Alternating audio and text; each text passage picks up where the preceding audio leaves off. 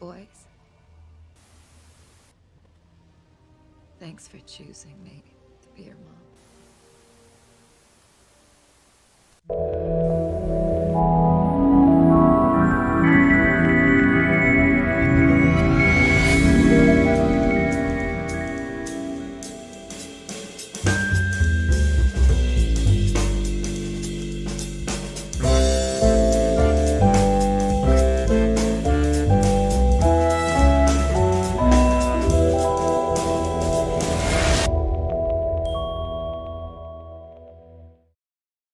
And welcome to What the Fiction. I'm Marie-Claire Gould, your host, and with me is...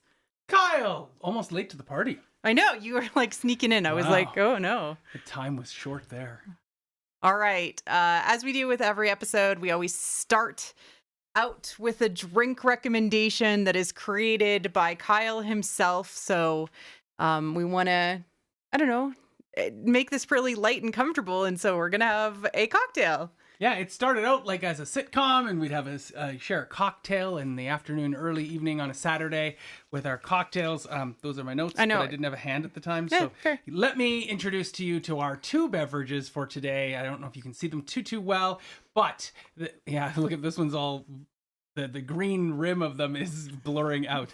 Magic. So the first one here for you to try is called a Spectral Vision, and I kind of fudged it a little bit. It's a little pinker than I wanted it to be because I was adding something else. So I add a little bit of maraschino cherry juice to it, and that's what gave it that pink color. It normally should have like a bluish tinge, but I ran out of time. So this is a Spectral Vision. It is 1 ounce of cherry vanilla vodka, a splash of maraschino cherry juice, 1 ounce of, or 1.5 ounces of coconut milk, and 1 ounce of something else, creme de cacao, I think. You know what? I've forgotten. It's on Twitter. I posted them. They're all there. Yeah, I retweeted it. And what do you think?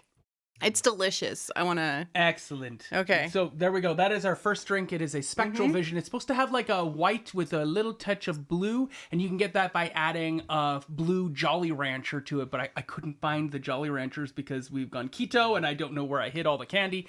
So I couldn't find the blue Jolly Rancher to put at the bottom, but it should be white with that blue in there as well. And this one here is a season finale. The season finale is 1 ounce of Old Port rum, 1 ounce of Kahlua, 1 ounce of coffee, and 1.5 ounces of heavy cream. And there you go.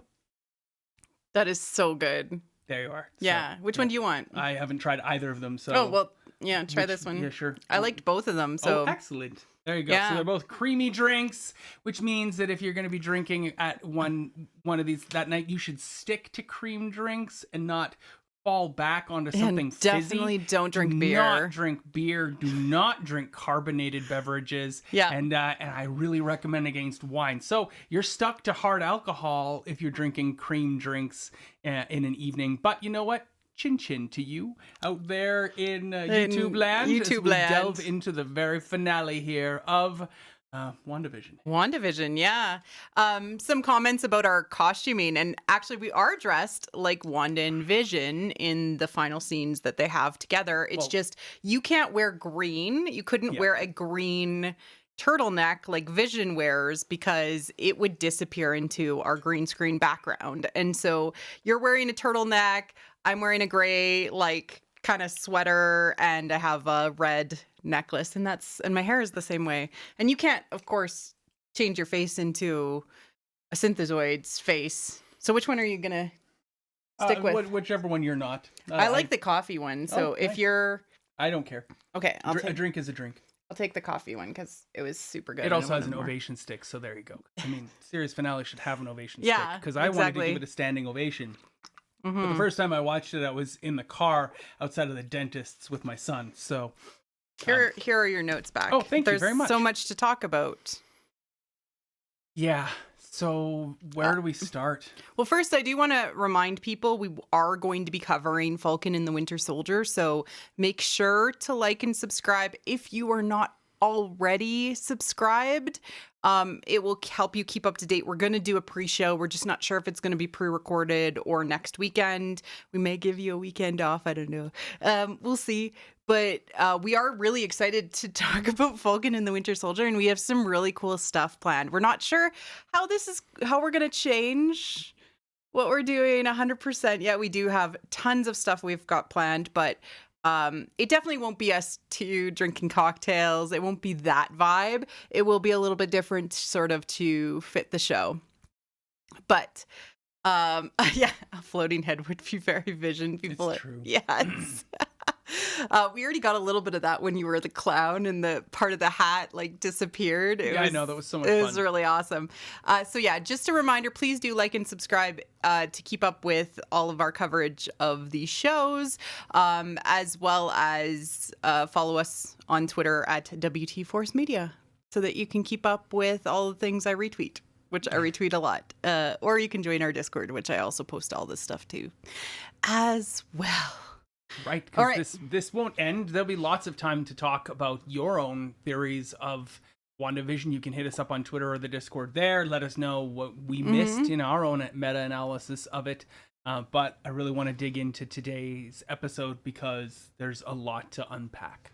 Yeah, so how did you feel about I was let down because it's over. Oh, okay, fair.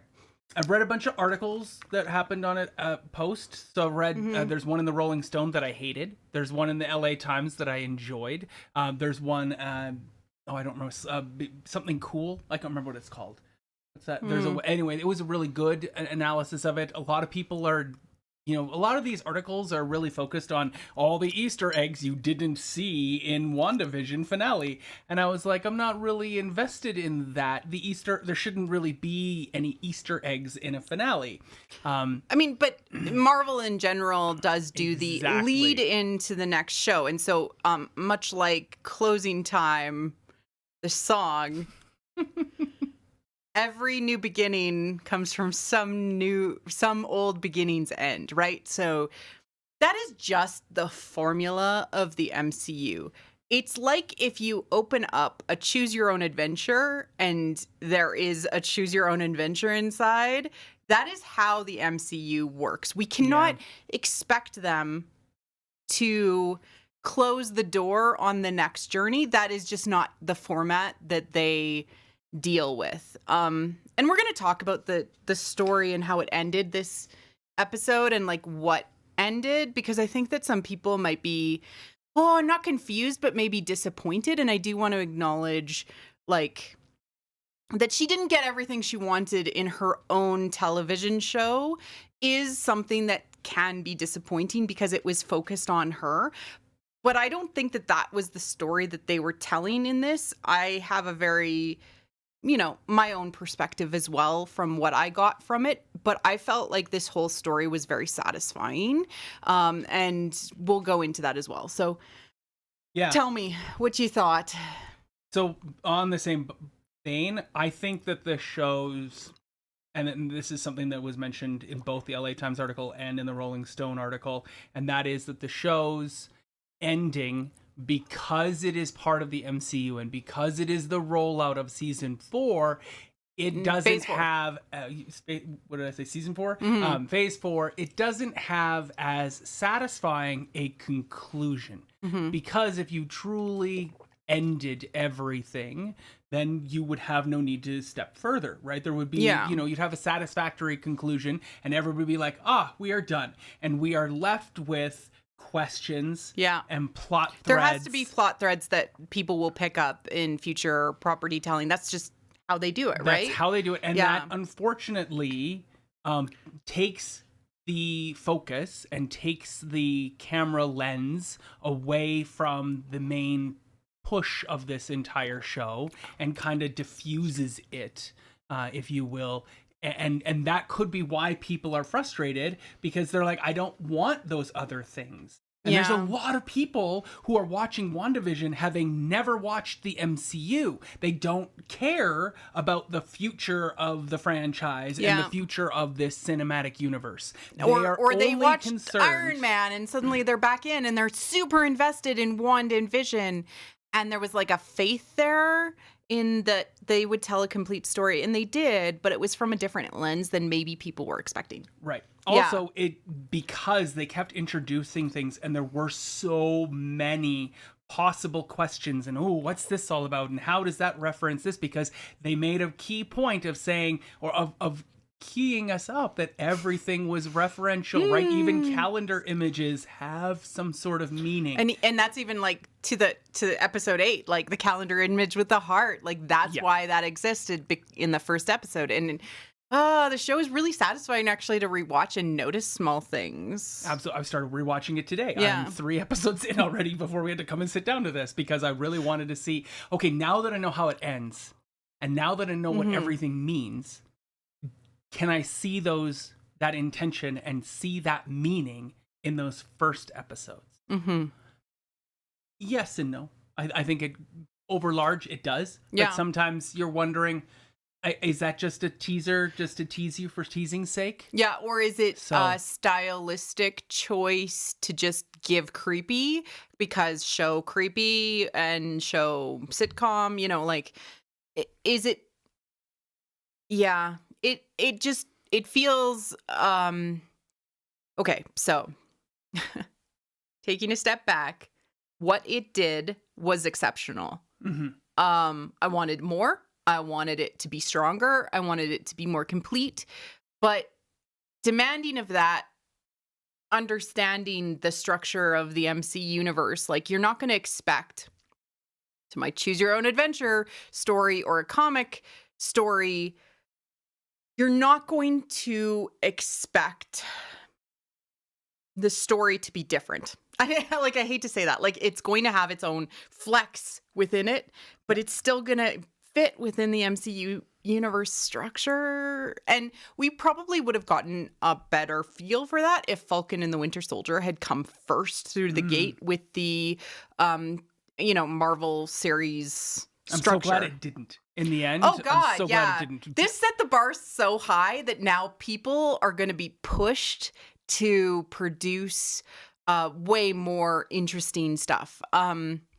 I do want to acknowledge one thing, which I think actually affected the end episode. And I'm going to point out where things I think maybe were pulled in as like a break fix for the fact that they were finishing 20% of the show in COVID times, right? So they were 80% through filming in Georgia, in the like studio lots there. So that's the big Pinewood Studios in Georgia. And then COVID hit and everybody had to like quarantine the same way. And I've watched several Asian dramas that have been filmed during COVID. It affects what you can tell, how you can tell it, right? And so there's a few kind of things about this episode that I feel are a little bit bumpy and less ideal. Like what? The fact that we only get a quick moment of Darcy. You mean and then, one line? Yeah, one line. And then and then later on, they're like, where did Darcy go? Oh, she said debriefs are for suckers. And it's like, that's totally in line with what, Kat Dennings would have said. But they could have filmed her, and edited her in another location just for that one line. And it wouldn't have interrupted the whole thing. I felt she got really relegated as soon as she went into the bubble. Yeah. As soon as she entered Westview. I don't know if that was COVID or not, though. They might have had better plans and they just couldn't get the actress like there or, Also, you only have so much time and so much to do. And does Darcy have a journey other than being the witness to the, being our audience? Being the biggest, yeah. And once we hit episode 7, we ended the sitcom. Jimmy had an arc. Monica had an arc. Right. Darcy, other than just being there to witness stuff, yeah. But Darcy was there just to be the witness, just to watch the TV show, and the TV show ended. It ended in episode 7, and we did not get any more sitcom land. There was 0 sitcom land for this and the previous episode, which disappointed me to no end. I really would have liked to still have some of that lens still be there. And while I understand that it doesn't fit within the MCU structure of how a movie or a show is told, I think that it did itself a disjustice or an injustice by this sharp and stark transition to just an MCU show. Yeah, I think that they could have figured out a different way. I've several comments on maybe alternative paths that they could have taken, but in general, like, I'm satisfied with the emotional conclusion of this show. Right. That knowing this structure that they're going to go into, it still hit all of the emotional needs that I had. Well, what made me happy is that the first 3 or 4 episodes are centric to, like, actually the first 3 episodes are very centric to Wanda and Vision. They're the center of our show. And 4, 5, and 6, they're not so much the center of the show. The center shifts to show exactly how big the picture is, right? We don't know how big the picture is for Wanda and Vision because we're focused in upon them. And it's very, structuralist, and then destructure. We remove we step back behind the lens and show that we're showing things through a lens, and that shows that Wanda and Vision are not the only characters in our universe that we need to care about. We need to care about a lot of other people, and then in 7, 8, and 9 it shows like maybe we need to care about even more people than what we had all along. But what was important to me in the through line of what I wanted to say is that they did not, when they came back to 7, 8, 9, they did not leave Wanda on the sidelines. She was still the central focus of the show. Yeah, you were really worried that she was going to be knocked out or something. Yeah, just knock her out. Like, I mean, that's what happened in the comics all the time. So that was fair that you were worried about that. Exactly. But they made it about her. Yes. And they made it unique to sort of this woman-led narrative. And I can't fault it for, potentially things that were affecting it during COVID. I can't fault it for maybe struggling a little bit with the end with getting enough time for, say, Monica Rambeau's story. Yeah, that's what I was trying to get to, is that it doesn't matter. If we only get a little bit of Monica Rambeau, if we only get a little bit of Jimmy, if we only get a tiny bit of even Vision, it doesn't matter because it was about Wanda. This show is about Wanda. So we need to recognize that we have not had her as our central character in 4, 5, 6, but 7, 8, 9, especially 8, where we go down the path of memory lane. We need to recognize why this has happened, who this happened to, who did it, and what is to come of this. And we got that in episode 9. The show focuses upon Wanda and her active choices and her agency. Like, that's so important. And so if other things are left on the wayside and they're just left on the drawing room floor, that doesn't matter, because the focal point of this show has been Wanda all along. And we need to see, this is where we started, this is why we got there, and this is how we come away from it. And it's super relevant and important to me that we got this from Disney, from Marvel, and from these storytellers, because these are the people that have been empowered with the future of the Marvel franchise for Phase 4. We have Jack Schaefer, and we have the rest of this writing team here. And she's going to be in charge of Nat's story. Like, I don't know. I trust her a lot after this because of the care of the emotions that these characters are going through. Yes. And what this show does now, and I can't see how that doesn't, is sets up Wanda as a central core character for all of Phase 4. Yeah, she is probably going to be the main through line, and she's our Iron Man. Yeah, of Phase 4. Dare I say that? Yeah, exactly. I was actually thinking like she's going to become kind of the leader of the Avengers, because she is literally the most like powerful Avenger, and she is the one that was kind of raised up through the Avengers, and it's going to focus. I don't think that a woman who made the decision to change and remove her family from existence for the sake of the entire town, potentially the world, would not be a hero. I don't think that they're saying that she's a villain. I do think that they're saying that she's complicated and willing to be spiteful, which is kind of refreshing. I mean, and she's allowed to be spiteful towards Agnes, and we'll get into that. But Iron Man is spiteful as hell Tony is spiteful as hell. Thor is spiteful as hell. The only one who wasn't really was Steve. But, you know, how can he be? I know, he's perfect. He always thinks about how that he was a 90-pound, 5'2" weakling. Boy Scout, yeah. and he recognized having no power. Yes. So when he had power, he wielded it with care. And he was always like a very good like foil for Tony, and how selfish Tony is, and how much, even though he tries to help, he breaks the world. So I suspect that we're going to get a lot of Wanda trying to help, but also breaking the universe going forward. So what did you get out of this show? Catharsis. Isn't that nice?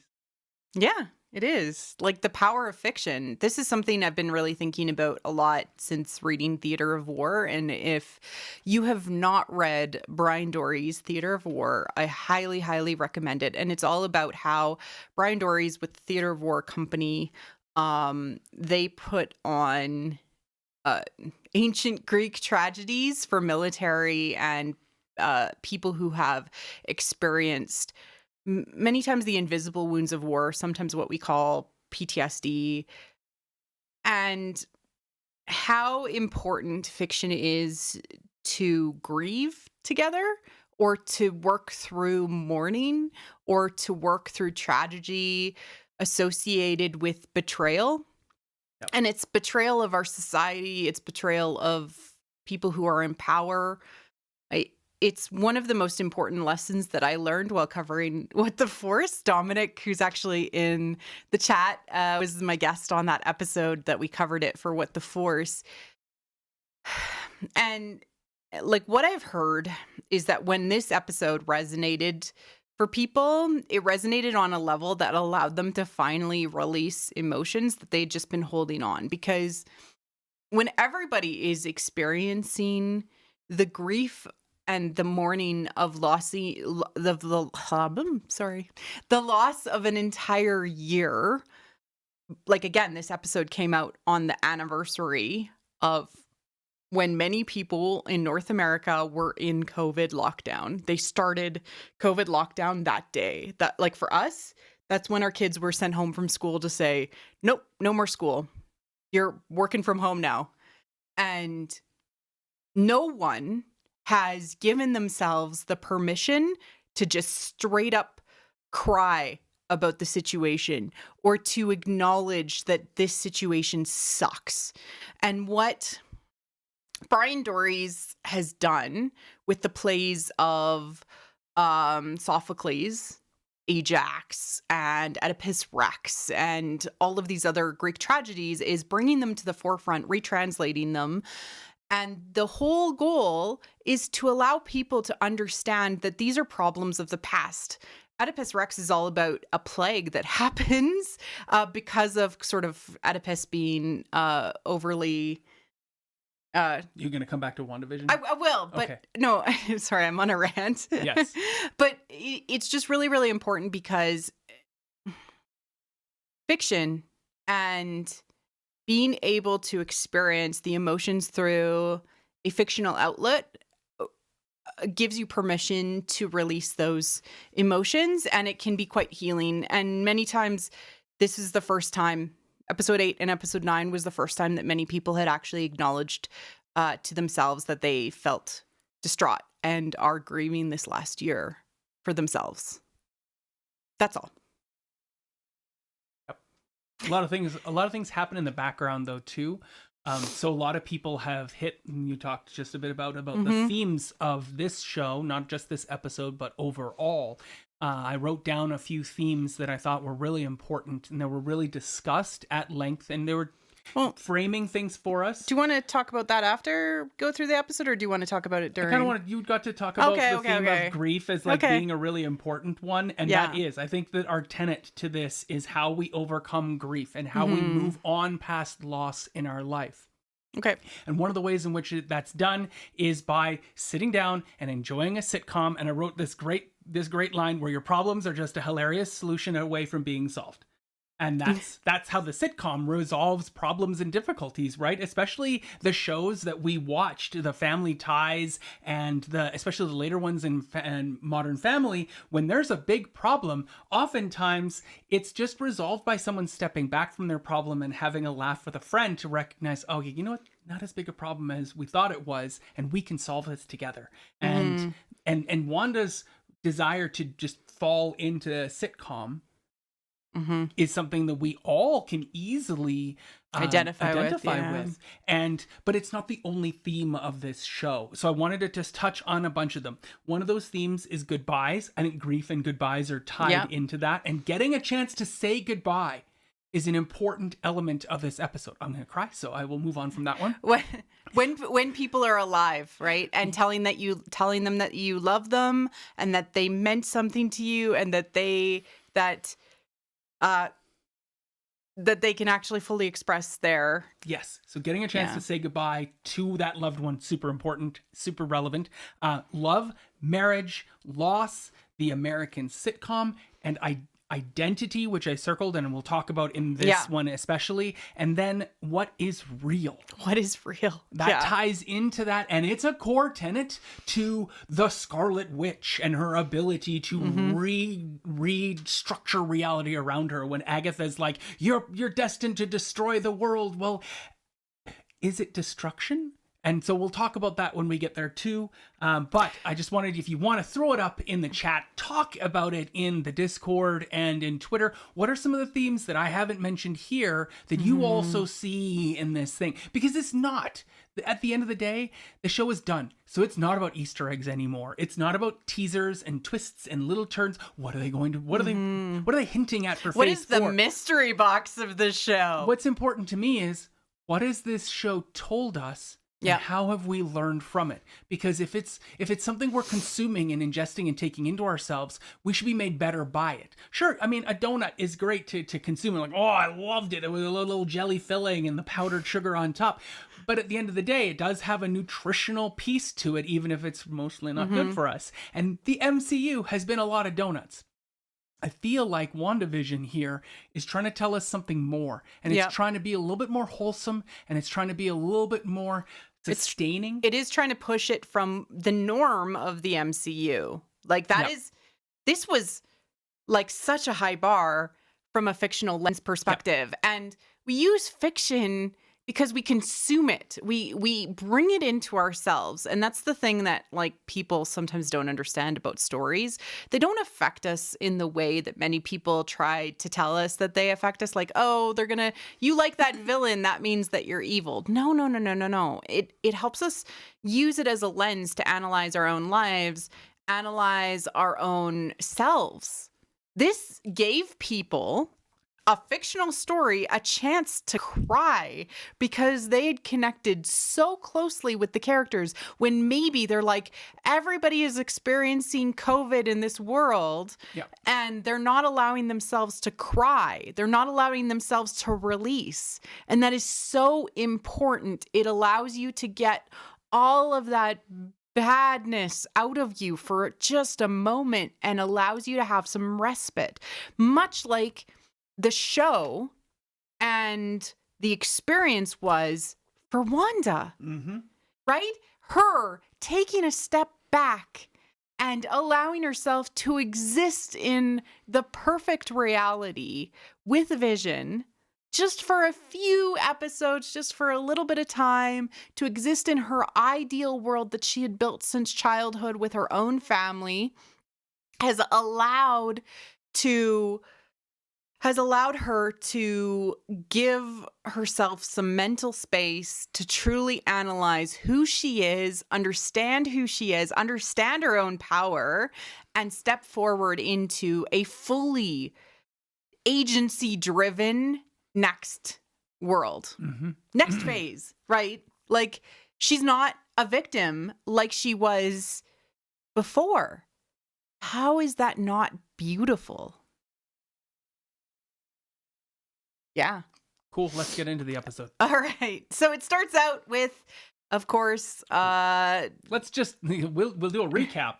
But then we'll do like a 5-second recap. And sometimes I like to do this with my podcast where we've got one adventure and it ties right into the next. And sometimes I'll segue about a minute of the audio from the previous episode into the next episode. They really do like bring it in progress of the previous episode. So this one here, like we get the first 30 seconds is just kind of like, let's just slide you right back in because it's been a week, and what a week. So let's just start with exactly where we left off, but a couple of seconds back of that. And what's great is that with my podcast, sometimes people think, oh, I've already listened to this episode because they heard that first minute before last week. But they're like, then they listen to last week's and like, oh, he's just given me a snippet to like make sure I'm caught up to where I need to be to understand the action that's happening here. And that's exactly what we get here. Yeah, exactly. And like, we know that the most important things, although at this moment she is feeling like she's abandoned by Vision because he left. And the most important thing is to her is the boys, right? Who are like, Mom. And she sends them to her room and she's like, of course, Agnes is just like, I take power from the undeserving. And I mean, I don't know how true that is. I think it's just more, she very much has, we don't know.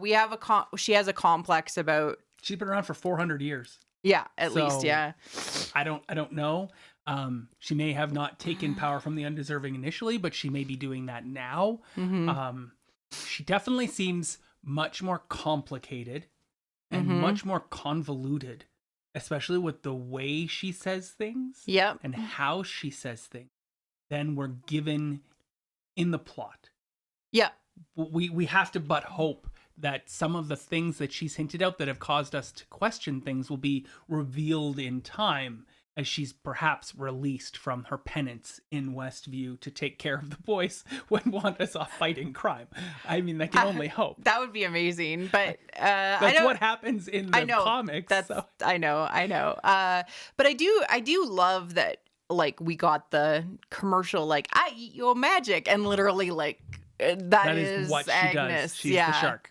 She's the shark, and we actually got that, and it looks exactly like this scene. And so that was just like a wonderful foreshadowing that we got with that one episode. And God, I loved what they did with her makeup. Like her face seems wider, more imposing. Her eyes they made her eyebrows super dark and angled. She just definitely changed into a much more powerful. The jawline was much more. Agatha Demption, by the way. I think it's going to be perfect. But this is one of sort of 3 Wizard of the Oz references. This is the Wicked Witch of the East being squished under we got the first one with the laugh. In the first reference was the laugh. Oh, so maybe there's like 5. So there was that. There was that, and I killed your dog too. I know, right? Right. So we've had like these things, and I personally think that Agatha is probably trying to steal her magic to prevent something from happening that is worse. Because again, she's naughty Agatha. She's not evil Agatha. Yeah, we didn't get that though. So. We didn't get that. She is certainly putting these things up, but I think that it's gonna come out that she's not on the side of bad. She was trying to prevent bad, and she didn't feel like Wanda could be trusted with her own power. Right. But whatever. But the show consistently makes that analogy that she is a wicked witch. Yeah. She is a wicked witch. Look, she's been hit by a car. It was thrown at her, like a house was dropped on her, and all that's left is her shoes. But there's been modern. I like how she has her shoes later on. Yeah. She was like, well, what was that? It was just a joke. Yeah. It's like, I'm a witch. Ha ha ha. What a great moment, too, right? Yeah. Like, Wanda's like, oh, I can't use my magic directly on you. I'll just hit you with a car. Yeah, I'll just hit it. And foreshadowing to later and whatnot. And then Vision shows up, and the scene was just like so good. And we're like, oh yeah, Spectral Vision's gonna be mean. And of course. And he starts to squish her, and then he's like, Wanda. And he says Wanda instead of Wander. But he still says it exactly as he would. Like he just says Wanda when it's like throwaway. Yeah. But he was like Wanda. Like when he doesn't focus on saying name like with the A. He also I don't know what's going on with Paul Bettany, but as Spectral Vision, he has a sneer. Yes, he did. Like the side of his face is definitely like. Was he purposely doing that the whole episode? Like White Vision had the like spectral vision. I think that was Hayward's ad. Like Hayward got to do no coding except add the sneer. Add the sneer to make him evil. He's like, I'm Snidely Whiplash. Like, I'm evil, Vision. But he had it when he was talking with Vision. I was like, that's so interesting. And then it ameliorated over time. Yeah, when he was talking with him. So yeah, this, when he squished her head, I was like, I'm so mad right now. Oh my gosh. The crunching sounds were just so, that was hard. Like, how is she going to get herself out of this? Yeah. Oh yeah, this is how she gets herself out of it. Oh, yeah. Vision to the rescue. Vision to the rescue. And I was like, oh man, they're just like, okay, you take the witch, I'll take the synthezoid. Like it's one of those things that the MCU tends to fall into / superheroes, right? Where you're like, I'm fighting the evil version of myself.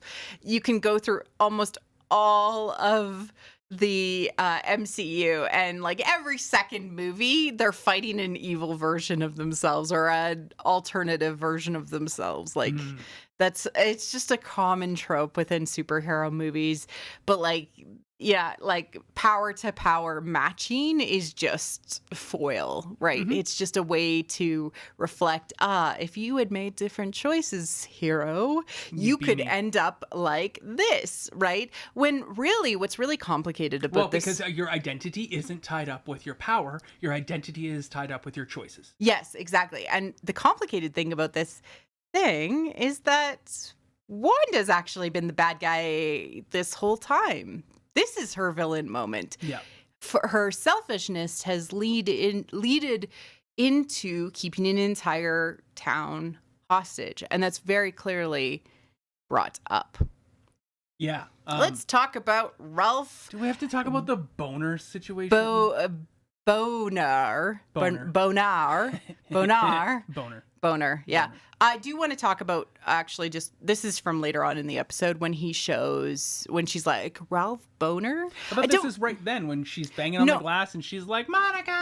No. He's like, you can't get out. And then later on they show the headshot. So the headshot is like an actor's headshot. Yes. Like somebody from California, maybe, who was in witness protection. No, this isn't the guy in witness protection. You don't think so? No, that's supposedly not the case. Oh. That he's not the guy. I thought who's in witness protection. It was. No. And I would have thought that if he had been... It's really, like, there's a couple of really interesting... I thought that because he had a headshot, I was like, oh, they're saying that he was the guy who was in witness protection from California. Right. But who said that he wasn't? There's like a credits scene, or there was a reference. Somebody said in one of the articles that I read was that the guy in witness protection was some other name. So. Okay, it wasn't important in the end. I know, right? Yet another throwaway that's not. When you strive to make such things as calendars important, other things that seem to be lines that lead you on a series of thoughts should at least get some resolution as well. That's not going to always be possible, but why have done it in the first place then? Unless they had a thought of something and then ran short on time. And a lot of stuff probably got left on the editing room floor. I mean, because this of episode COVID. Clocks in. Because COVID. Well, also, this episode clocks in at 40 minutes on the button. Like, even though it's longer and there's a couple short, important Easter eggs following or post-credit scenes. I don't use the word Easter egg anymore. Don't. Post-credit scenes. This episode, when it all ends, is exactly at 40 minutes. Yeah. So I think it's deliberate, and that meant that story that they wanted to add and wanted to bring and completely make the world a bigger, broader place, and they'll shift that lens back. They can't do that in the time frame that they were allotted. But what I found interesting was Ralph still had his superpowers inside of the hex as Quicksilver, even though flick, like he could zoom around, right? Even though Wanda had clearly thought he wasn't who he said he was, Right. So what was going on with that? That's still another thread that I guess we'll just start pointing as we see them. I have a whole list of plot holes. I'm like, yeah. Ready to go they're here. not really plot holes. They're just like stuff that they haven't solved. Loose threads. Plot holes. I mean, it's synonyms is at the end of the day. I just really loved Vision fighting what a Vision. Good fight. I mean, somebody really put some weird thought. and awesome. Yeah. So the people who did not watch MCU movies before watching WandaVision and loved WandaVision hated this.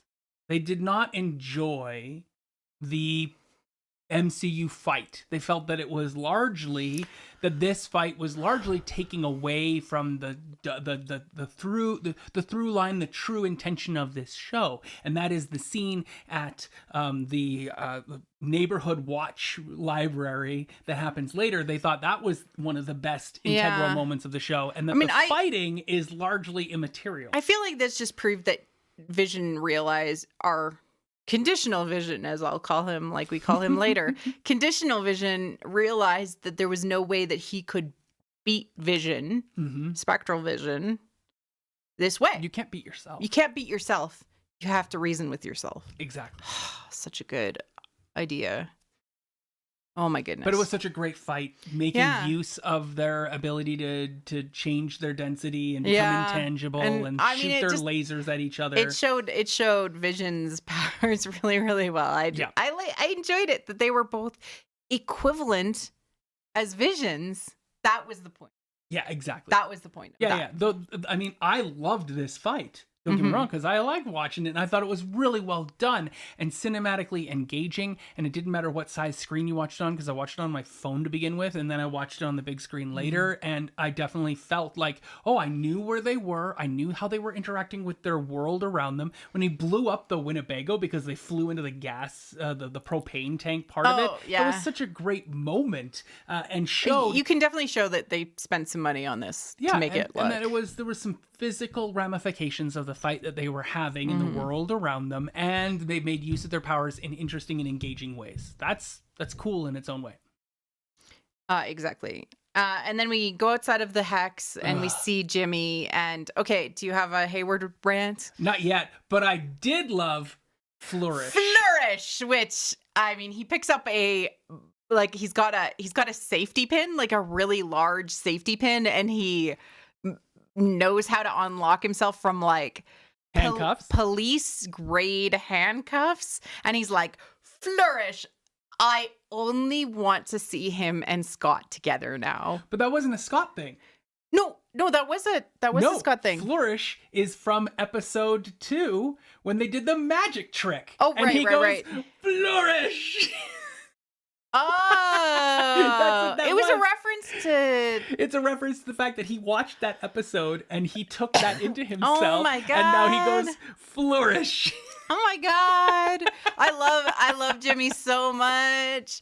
I really loved how he stole the phone and he's like, and the FBI is going to be here in under the hour. And he's like, can you come here and help me? Also, that's a great through line for like a TV show too. Like this has to be wrapped up in under an hour. Yeah, exactly. So you better show up and help me.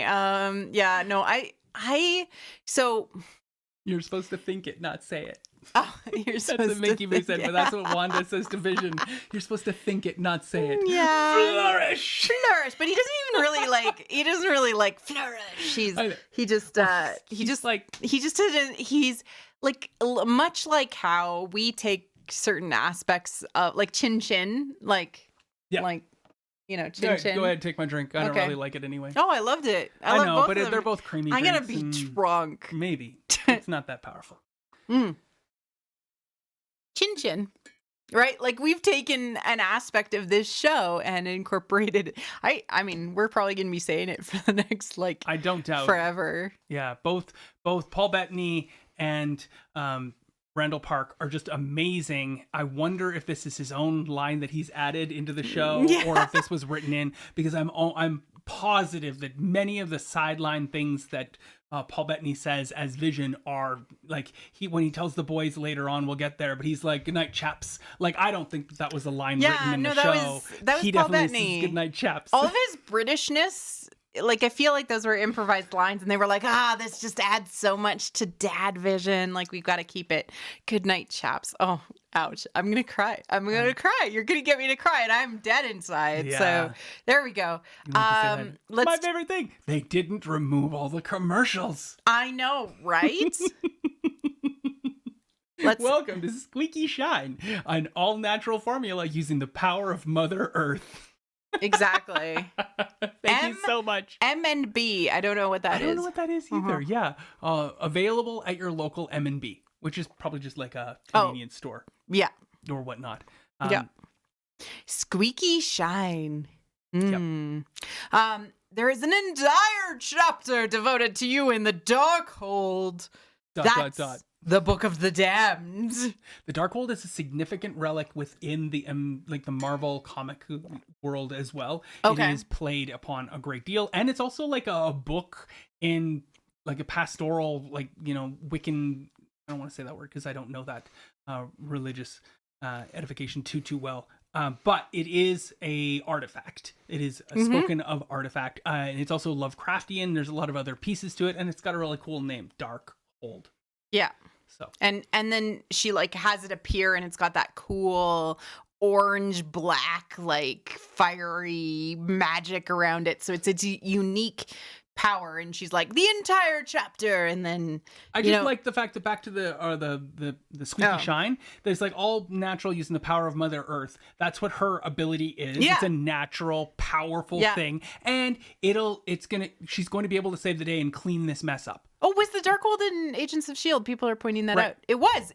That's how they got that book was kind of their cross-pollination with Doctor Strange that season, because that was what was coming out, and they brought in Ghost Rider because of it, because he's damned. I don't remember. Yeah. I don't think it was the book that was stolen in Doctor Strange. I know a bunch of people have mentioned, and there's a book missing in the Doctor Strange thing as well. Is this the book? I don't think it is, but this is the next image of it, which is definitively that is Scarlet Wanda. Witch. That's Wanda right there. But she's got like Cthulhu arms. I like the jacket collar flip. Oh yeah. It's very. It reminds me a lot. Is that Cthulhu arms? Is that or just her hair? No, they look like tentacle arms to me. But it could be her hair. It's very Medusa-like to me. I think it's supposed to evoke both. Yeah. Those images, those spheres, are relevant because we see them at the end of the episode too. Oh, we do. Yeah. They do look kind of like the Earth. Yeah. Maybe in different... spherical. Yeah. But the Scarlet Witch is not born. She is forged. She has no coven. She has no need for incantations. Your power exceeds that of the Sorcerer Supreme. It is your destiny to destroy the world. So if the Sorcerer Supreme's job is just to maintain and keep an eye on the Time Stone... Well, and his job and that. Protect the Earth, like that's also right. But if you use the Time Stone for those things, and there is no Time Stone, is there a Sorcerer Supreme? Da da da. Anyway, just a thought. That the Darkhold is great. It definitely looks like it only has like 4 metal pages though, so that's kind of funny about that. Look at, those pages are thick and metallic. Flipping them over, but then at the end credits scene, she's like flipping right through it. It's just a magical e-reader, right? And so each page is an iPad of its own. Yeah, and it rewrites itself, right? Yeah, I love it. Yeah, that's what I'm gonna go with. Oh, it's really hard to read because it's so rusted. Like, really should have taken much better care of that book. So much better care of the book. Look how rusted it is. I know. Right. It's just. Yep. Take care of your literature, people. Don't crack the binding. All right. And then we get into, all right, so this is Dottie Demption. She didn't need redeeming. I was wrong. God, she was sus. I wrote this screen. Yeah, he made me put it in exactly like this. My name is Sarah. I have a daughter. She's 8. If you could just let her out of her room. If I could just hold her, please. Which, ouch. Like a massive COVID hit right there too, right? Like we're all trapped in our rooms. We just want to hold our friends close and our loved ones we can't see. And here it is for the last week. Sarah's had to be Dottie, and Dottie doesn't have any kids, I guess. And therefore, Sarah is stuck in her room. And all the kids were stuck in their rooms for like the past week. Yeah. Yeah, I mean, what Wanda was doing was not good. And had it gone on any longer, the kids could have died. Yeah. Let's just put it like that. So that's where we're at. Yep. This scene here is powerful. It shows that what you're doing, Wanda, has implications greater than yourself. And while you're seeking to meet your own needs, you need to make sure that when you're looking at meeting your own needs, that they are upon the lives and have an effect upon the people around you. Yeah, because like that's where it leans into selfishness, right? Yeah. Is that, we want you to seek your joy and to seek things that you want, but not to break the community around you. Or the fourth wall.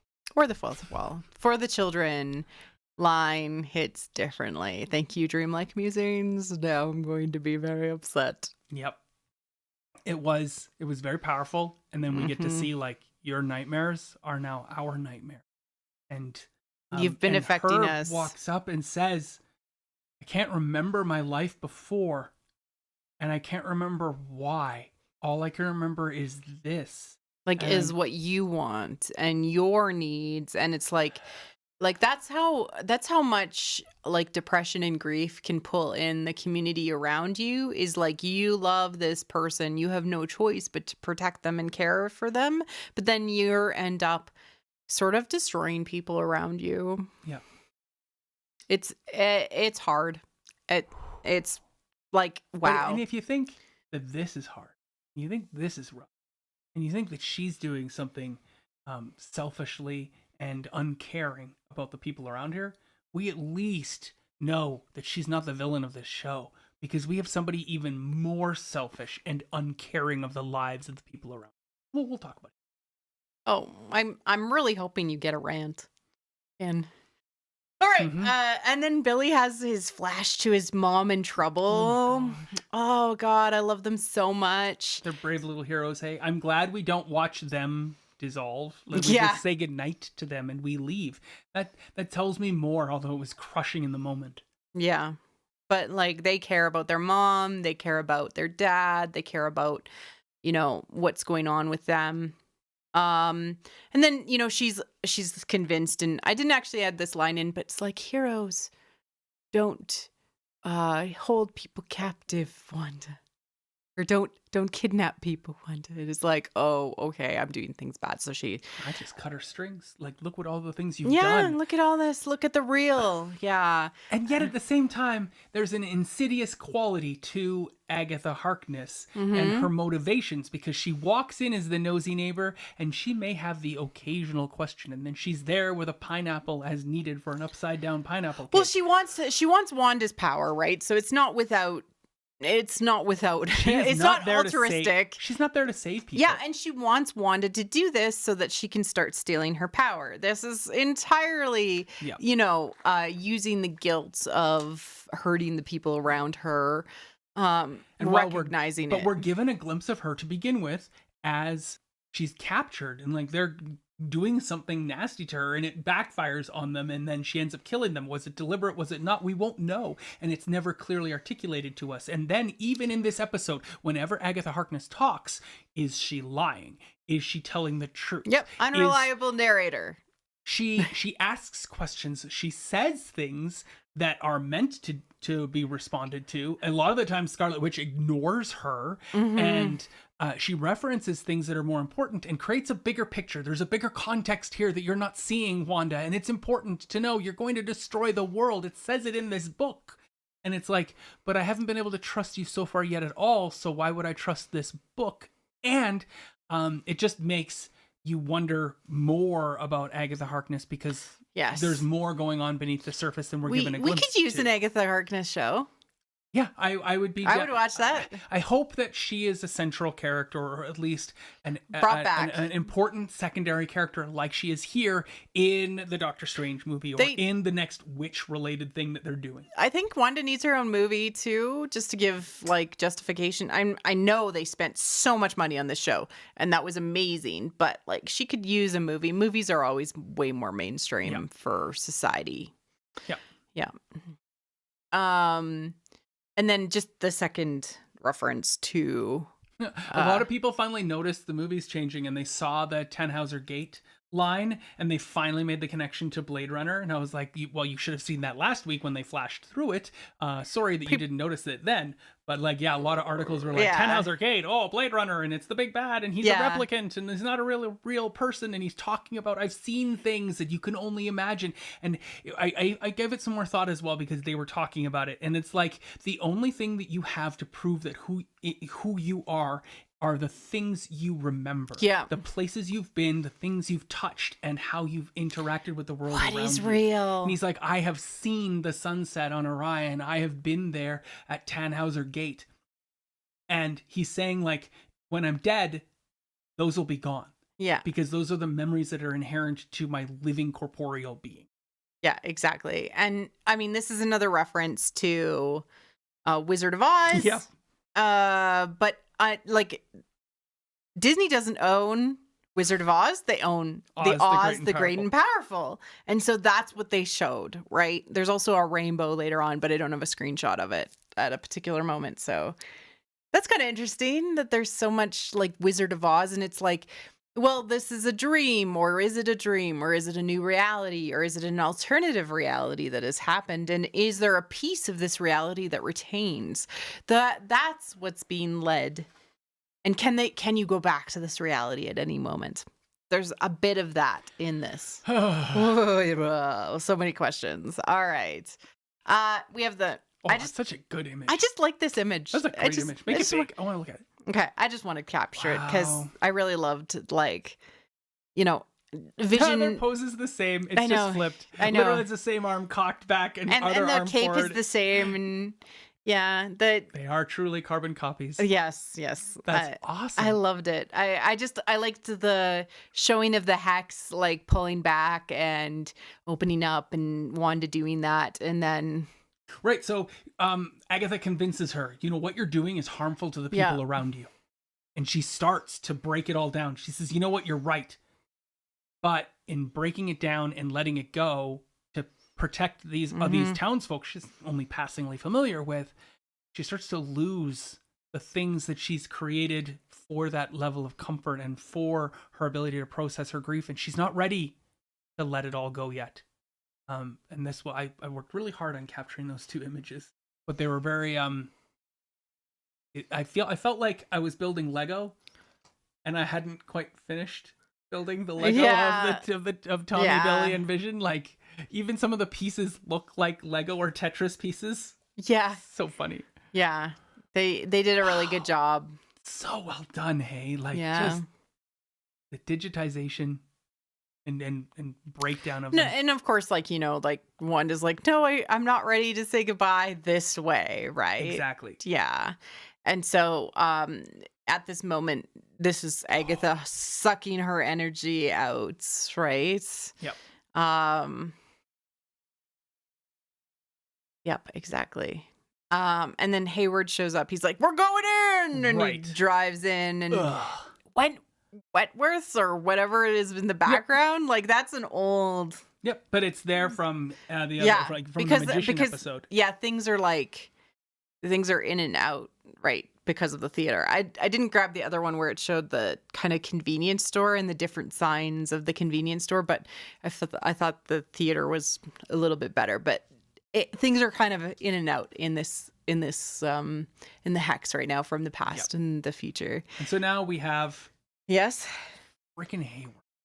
Well, first we get. Oh, I love this. This is one of my favorite still images because it's literally meant to be a still image. They were like, this is like the all women shot in Endgame, and was it? Oh, okay. Or like the Avengers shots that are in every Avengers movie where you see all of the Avengers together, and then like. Vision says, like, your mother and I didn't prepare you for this, but you were born to this. Just so good. I loved it so much. You were born for this. Okay, so I love it. I want, because Vision is still alive, we know she's going after the boys to make them real or to pull them from wherever they're stuck or whatever. I want this shot again when they're grown up. Because we're going to get them as teenagers probably because of Young Avengers. Maybe. I want to see them back together again after phase 4 adventures together. It was exactly like The Incredibles. It was a family coming together of superheroes with their abilities to all save the day against the evil depredations of stupid Hayward.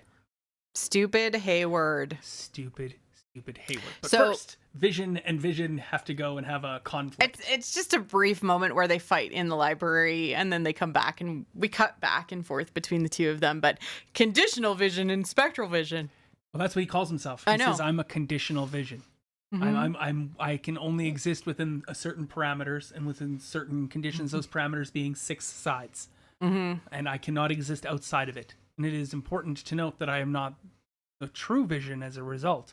And then they have a nice tussle. And we get Billy and Tommy being superheroes, where Billy freezes them, and then Tommy runs around and steals all their guns. And I just want more stories with them, and I hope that they're leading towards Young Avengers. Yeah, I would have liked to have seen more from them than this one moment in this one scene. But this also creates a great moment, the one moment for Monica in this episode. Is that what happens immediately next? I don't remember your slides particularly well. Yes, Monica stands in the way because she sees Hayward leaving and pulling out his gun. Monica's a true hero. Yeah, she doesn't know that she's bulletproof.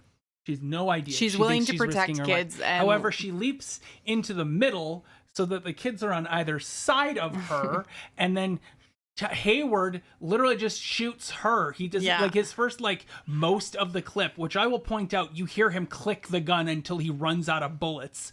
I hate him so much. He literally unloads an entire clip at 2 small children. He's a baby killer. And then realizing, because the modern day has realized this as well, that a gun isn't as good of an innocent killer as a truck, and he gets into his vehicle and backs it up to run them down.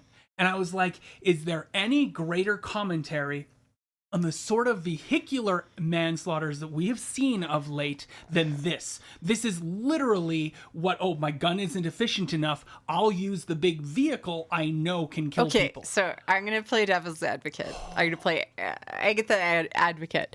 Okay. Does he believe the children are actually real? Does it matter? I don't care. Does he believe that the children are real? Is he killing illusions? He has no idea. Illusions? He says those people in the town are trapped, right? He doesn't know if the kids are real or not. Okay. I like your rant. I hate him so much. He is exactly the villain he is the true villain of this entire show. I mean, he's the one who he tried to run Monica down, who he seemed to be friends with at the beginning. So if he had given Vision's corpse, like the body of Vision, to Wanda, and she had buried him, this probably wouldn't have happened. No, we wouldn't. She would have had chance to grieve and chance to put him to rest and all of that. And it shows the importance of mourning. Just on to, I want to call her Auntie Monica because she's totally the twins' aunt now, not Auntie Agatha until Agatha has Agatha-demption. But she's like, nice moves. And she's like, oh yeah, I like your trick, or nice tricks. I like your tricks too. Yeah. I love them together. I want to see them together. She delivered the babies. She is an auntie. They sent White Vision in already, and now they're like, let's get the guns and go shoot. Like, you already have known that you can't shoot Wanda, so what is the intent here?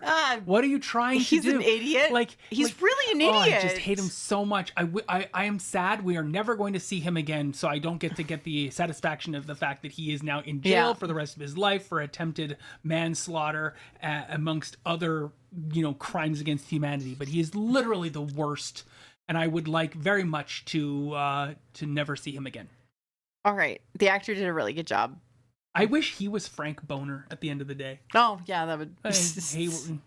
Anyways, Darcy, this could have been filmed anywhere. This is brilliant. And I know you say that, but I want to point out something really important here, is that we get literally, Hayward is backing the vehicle, like the big vehicle up, and my son, who's watching it with me, is not at all concerned about what's going to happen with Billy and Tommy, because they're superheroes. What's a truck? Stop, or run out of the way. Like, it's not going to do anything, which makes it even dumber. But my son goes, Where's Darcy, Daddy? Last we saw Darcy, she was just in the ice cream truck.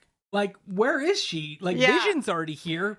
Didn't you think she'd get here soon? And then and I looked over and I'm like, wow, like the show just answered you, bud. Yeah, he has some really amazing commentary. Both of our kids have like really interesting commentary about the show, and we love watching it with them because they also love the show. Our daughter still hasn't watched it. I think she wants it to end. I mean, the same thing happened with Star Wars Rebels with her. She didn't want it to end, so she stopped watching 3 episodes before the end. Like, Cobra Commander. He really is Cobra Commander at the end. Like, why? Like, Cobra Commander just lives on emotion and like anger Hayward? and fear. Yeah. Yeah, Hayward is like totally Cobra Commander. Thank you for that, Rising Dreamer. I need more Darcy, so throw her in all of the MCU shows. Thank you. Yeah, I think that might be their intent, is to just include her as the new Coulson. Okay, let's talk about the vision to vision conversation, heart to heart. Right. So do you want to start with just the conversation itself and then move on to the metatextual, or do you want to just leap into the metatextual and then have everybody be allowed to read this? I guess for the podcast purposes, it would be we'll great have to if we read it read out. this out. Yeah. Okay. Do you want to read it out? So Vision says to Spectral Vision, "Are you cognizant of the ship of Theseus and identity metaphysics?" And the other Vision, of course, says, "Yes, of course I am. The ship of Theseus is an artifact in a museum. Over time, its planks of wood rot and are replaced with new planks. When no original plank remains, is it still the ship of Theseus?" And then Vision says, "Secondly, if those removed planks are restored and reassembled free of the rot, is that the ship of Theseus?" And then Spectral Vision says, "Neither is the true ship." Lovely pregnant pause. Both are the true ship. Spectral Vision says, "I do not have the Mind Stone." And Vision says, "And I do not have one single ounce of original material." Vision then says, "But perhaps the rot is the memories. The wear and tear are the voyages. The wood touched by Theseus himself." Spectral Vision says, "I have not retained memories. But you do have the data." And Vision says, "But you do have the data. It is merely being kept from you. For certainly you are the true Vision if you believe yourself to be," says Spectral Vision. And Vision then says, and this is like our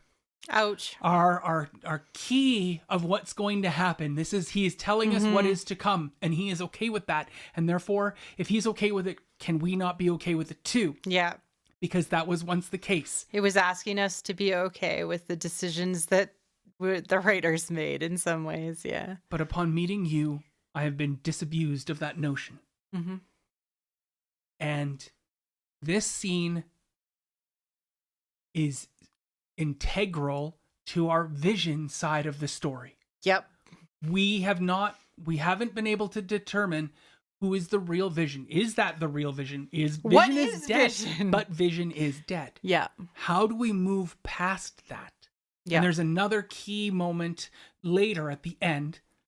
But this one here really tells us which Vision is the one that's going to be moving forward, and how are we to contextualize that and how to feel about that. But then it opens up this great metaphysical concept and construct about identity and who we are.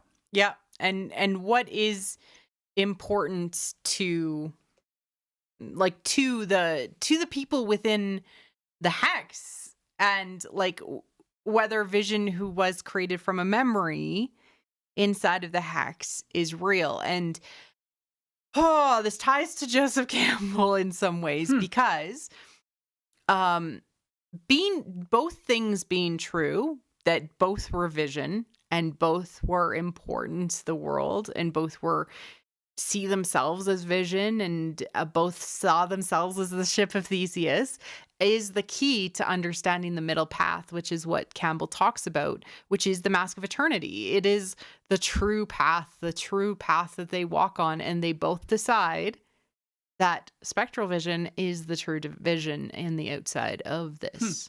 Okay, so the ship of Theseus is the oldest philosophical question in Western philosophy. It is the oldest question. it is asked of what. It's a great thing to chat about with kids and with other people because it opens up what makes you you. When you learn that all of your cells after 7 years are completely different cells in your body and completely replaced. We talk about this with our kids all the time. Before. It's like you're a completely different person now than you were then. Or you hold up a picture of somebody who's 75 and you show a person a picture of them when they were 7 and you're like, is this the same person? Yeah. And so this question has been going on for forever. It's like, when you're replaced, are you still you? And how much of you needs to be replaced before you're not you anymore? And you talk about this with people who've lost a limb, or you talk about this with people who've lost their vision and lost their sight, or just grown older. Just been less capable. Are you still you, even though you have changed? Exactly. And this is a great through line through the entire show so far too. It's like, how do you remain you after grief, and how do you move on and still be you, knowing you've gone through this thing? The world changes you, but does it still mean that you are you, or are you someone else as a result of this? And we get that from Wanda literally overlaying new personalities on top of people like Norm and Herb and poor Dottie. Okay, so then Thomas Locke. Okay. And the American philosopher, he's the one that added this through line to this. So this context of like the ship of Theseus, if you replace the pieces over time, is that still the ship of Theseus, or are all the other pieces, the rot and the other stuff laying over there, are they the ship of Theseus? What is it? And Locke said, what if there was down the road you could fix the rot? If you could remove it and if you could remove it back to the way it was before and rebuilt the ship of those timbers that you could reformat, and now you are stuck with 2. This was never the topic of this philosophical thought in Grecian times and past.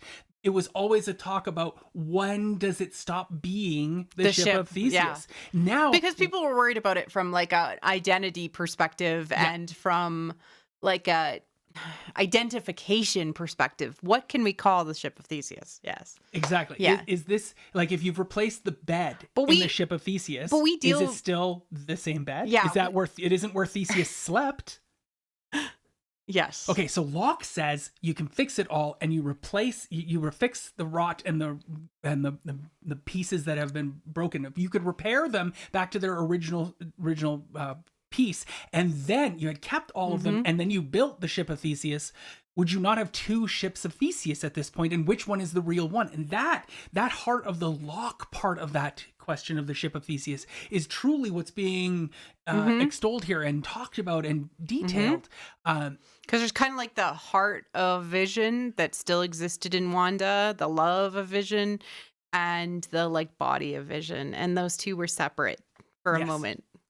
Right? And they were like, which one is the true Vision? And you have the Mind Stone. Yeah. But you have but even though I have the Mind Stone, I don't have any of the original material. But like, this is like something in the heroine's journey that happens, and I don't think it was done as successfully as I've seen in other shows or other fiction, but this is the healing of the wounded masculine that happens. He gives of himself the opportunity and the ability to exist in one corporeal form that has the best chance of making a difference to the world and to Wanda. He gives of himself. He unlocks the piece that was missing, and I think it's still going to take that piece of the Mind Stone that is in Wanda, being her giving that to him, that will fully realize everything. But he has given him the chance to start his own journey and realize who he is. Like, this is Lost Husband mythos, like, down to the core, right? What do you mean by Lost Husband mythos? Oh, like, so back to Isis and Osiris, Inanna and her husband Durham. I'm not thinking of the name, but Psyche and Cupid. like the husband is usually trapped or stuck in some way in the underworld or in Psyche and Cupid's perspective by his mother, and has the woman who's going on a journey to discover who she is and her own power. And then those two are pulled back together because of their shared mutual need to be together long term. I don't think that's what's happening here, though. I think he's gonna like stop himself from killing himself.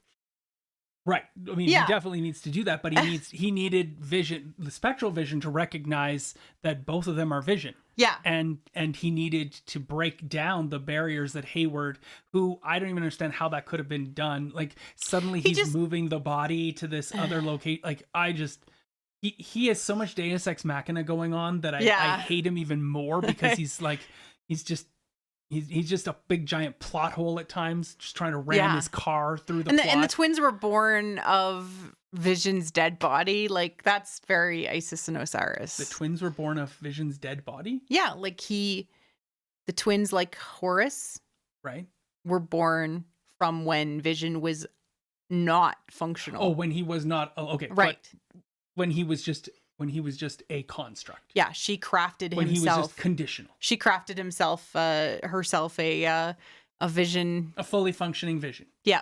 Yes. Yep. I think there's a great part here if you're watching the show with kids and you're watching this show with others, where you can talk about these philosophical questions, because none of them have genuine, definitive answers. It all depends on the lens by which you're looking at them, right? And then he unlocks the imagery. I looked very, very closely to see if he had shared. There's a lot of replication of the imagery in there too. Yeah, I looked very closely to see if he had shared any of the images from within the hex. He doesn't. No, he doesn't share. No, he doesn't. He just unlocks the imagery. He unlocks the knowledge that Vision knows in himself. His core already, that he has lived through, that version of Vision the Vision has lived through, and all of the pieces. So he unlocks the knowledge of being Jarvis and having gone through that, and he unlocks his own death. His love of Wanda. Those like images of him kissing her or him being with her repeated several times in it. So like those were important to him. His own birth, his own death, his own, like all of this stuff was very, very important to him. And then he says, I am the Vision. Yes. And he leaves. I'm Vision. He says, I'm Vision, not I am the Vision. Oh, okay. Yeah. And then he leaves. Like, he's like, I am Vision, which I love that it turns yellow momentarily in... Well, it's the influence of the Mind Stone upon it, unlocking the things that need to be done, so we don't have to see the computational analysis piece of it. And then he does it very much like he unlocks the people's memories from Wanda's control over them too. Yeah. But he leaves. Where are you going? Why does he leave? You would think after unlocking all of those memories, he would be like, "Oh, where's Wanda?" That would be the first thing he would want to do. Yeah. What's going on? Why does he leave? Where does he go? And you better answer that question, because he's supposed to be the one worthy to hold Mjolnir, and he is the best and most perfect among us. He is a genuinely true hero, and he buggers off during a time of true need. Yeah, I hate to say this, but I feel like this was like the writers being like, oh crap. Now we got two visions. Now we have two visions, and like Wanda's gonna want to keep them both. Right. So for the structure of the story, he needs to go away. He really does. Stupid. For the structure of the story, because again, we need to show that the focus of this isn't on Vision. We got what we needed from Vision. We got this. He's unlocked. He's out there for Wanda to find. A lot of people have speculated that he's going to go to Wakanda and like get the rest of him fixed by Suri. Just turn himself over. I'm $5 billion worth of vibranium. I belong to you. No, more like, hey, I still have this weird ass programming in my head. Can you like get it out so I don't want to kill my wife? I can hope. But that sets us up to amazing angst when he shows up again and is white or not white or cool new costume or whatever in the future, and him and like Wanda have to work through their problems, and I want it so bad. I don't know if we're gonna get it. Really? Yeah. Why? Because MCU's moving on, and this is our series finale of WandaVision. Screw that! Okay. But that's just because there hasn't been another Avengers movie announced. So we may not get Vision until the next Avengers movie, because if we remember, these two characters are our core. Oh, no, I'm fine with that. Avengers. I'm fine with him like healing his brain or whatever until that happens. But I want that scene where she's like, go, and he's like, but Wanda, and I love you, and she needed to let go of what she had created, and she had created this version of Vision. But that does mean a couple of things that really hurt for the way that they've done this. So I'm just gonna hold on to that until we get there. So Vision leaves, and other Vision comes back to rescue his boys. Dad, boys. Oh God. This is the best image I could get of it as he pulls them in and holds them close. God, it was so good. So we don't have a Vision that's a father anymore. No, we don't. And we don't have a Vision that knows he's a father anymore. We don't have a Vision that has raised two small children anymore. Why couldn't you give your shit to him? Like, I just don't, like, they did the same thing with I think it was probably a writing, like a cross MCU writing room decision. Here's my thoughts. Yeah. Grr. Okay, so we have Loki, who is the former version of Loki from Avengers #1, right? Because future Loki is dead, but we have other Loki who's in the past, and he doesn't have his memories. Alternate timeline Loki. Exactly. We have a few versions of that sort of thing happening. Like we have alternative timeline Gamora, and they don't have these past memories.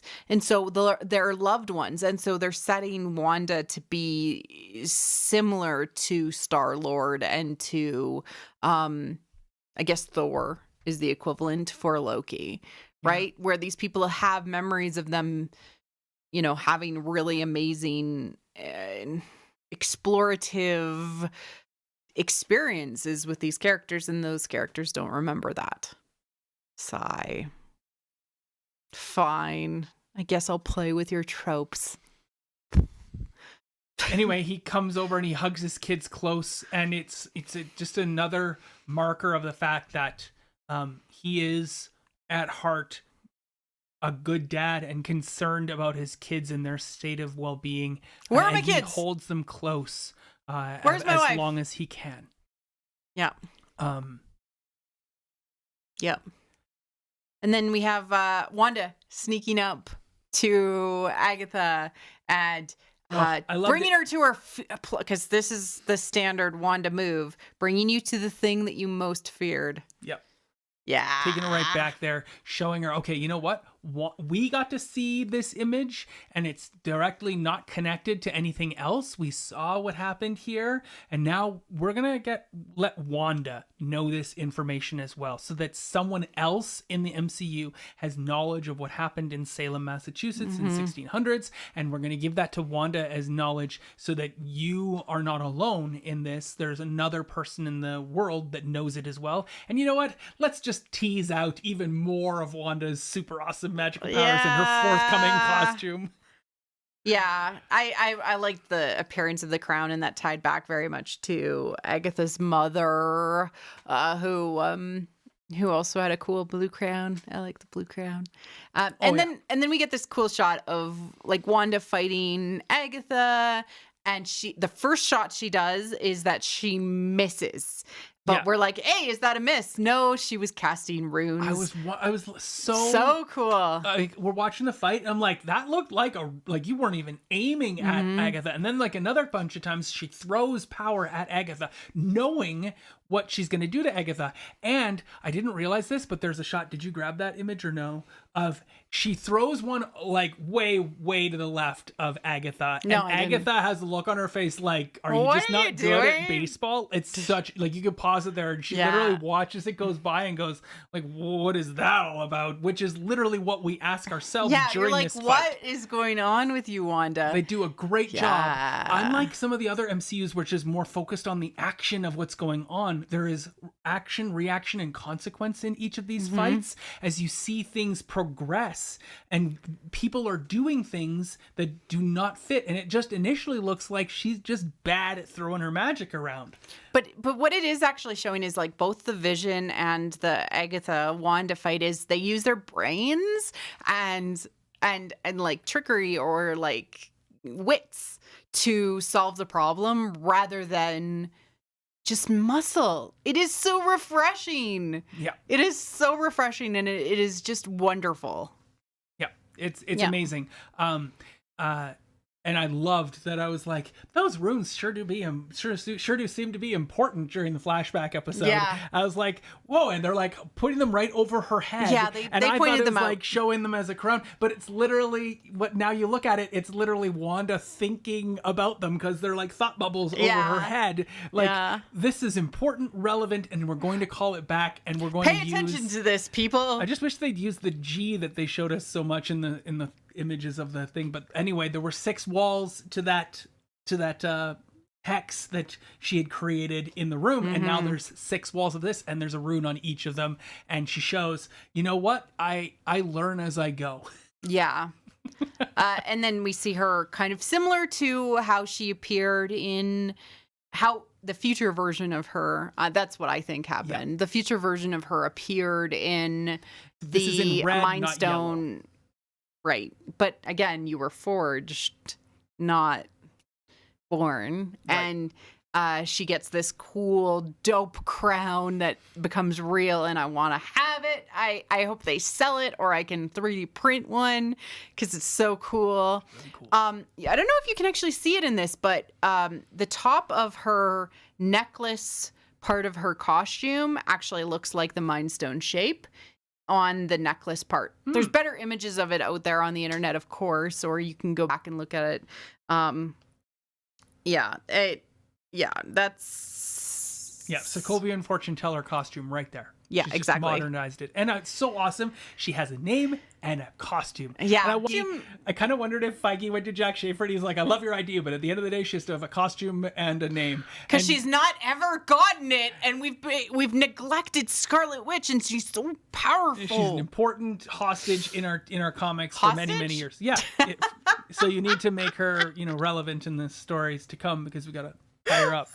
It's very much a flipping of the Marvel tropes that she wasn't the hostage, everybody else was. Everybody else was the hostage. Oh, I love it so much. I love it so much because it's like what happens in the comics is always that she ends up becoming a hostage or becoming knocked out. Well, in the same way, like House of M, she rewrites the world and she rewrites people's personalities too. So yeah, it's such a good costume. It's such a modern costume, and Women want loved every costumes moment, to play around in. It's functional. She can move around in I it know. easily. And yet she looks dope. Yeah. Like, come on. Yeah, like, she looks powerful and sexy.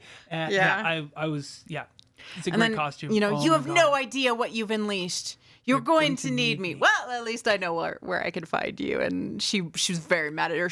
You're so cruel. Yeah. And this is the moment. This is the moment that I'm obsessed with because, okay, she makes the right decision for all of the innocents of Westview, i.e. to give up everything that she's created for herself and be the hero, be the unselfish person. But she's, she's like, I'm just going to be a little bit selfish and punish you a little bit.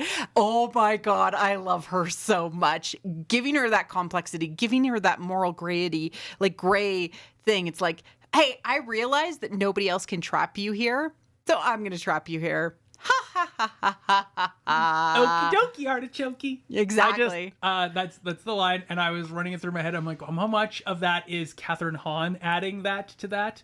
Because I wonder if she just got to do a bunch of different takes, and they're like, just riff on it and see what you can come up with. And she's like, okie dokie, Smokey, okie dokie, Pokey. Okie dokie, artichoke. And then that's like that is such a good comedic so well actors done. in this. Like, and I want to give hats off. I'm rewatching the show, and Elizabeth Olsen is perhaps the best of all of the comedic actors that they've got in there.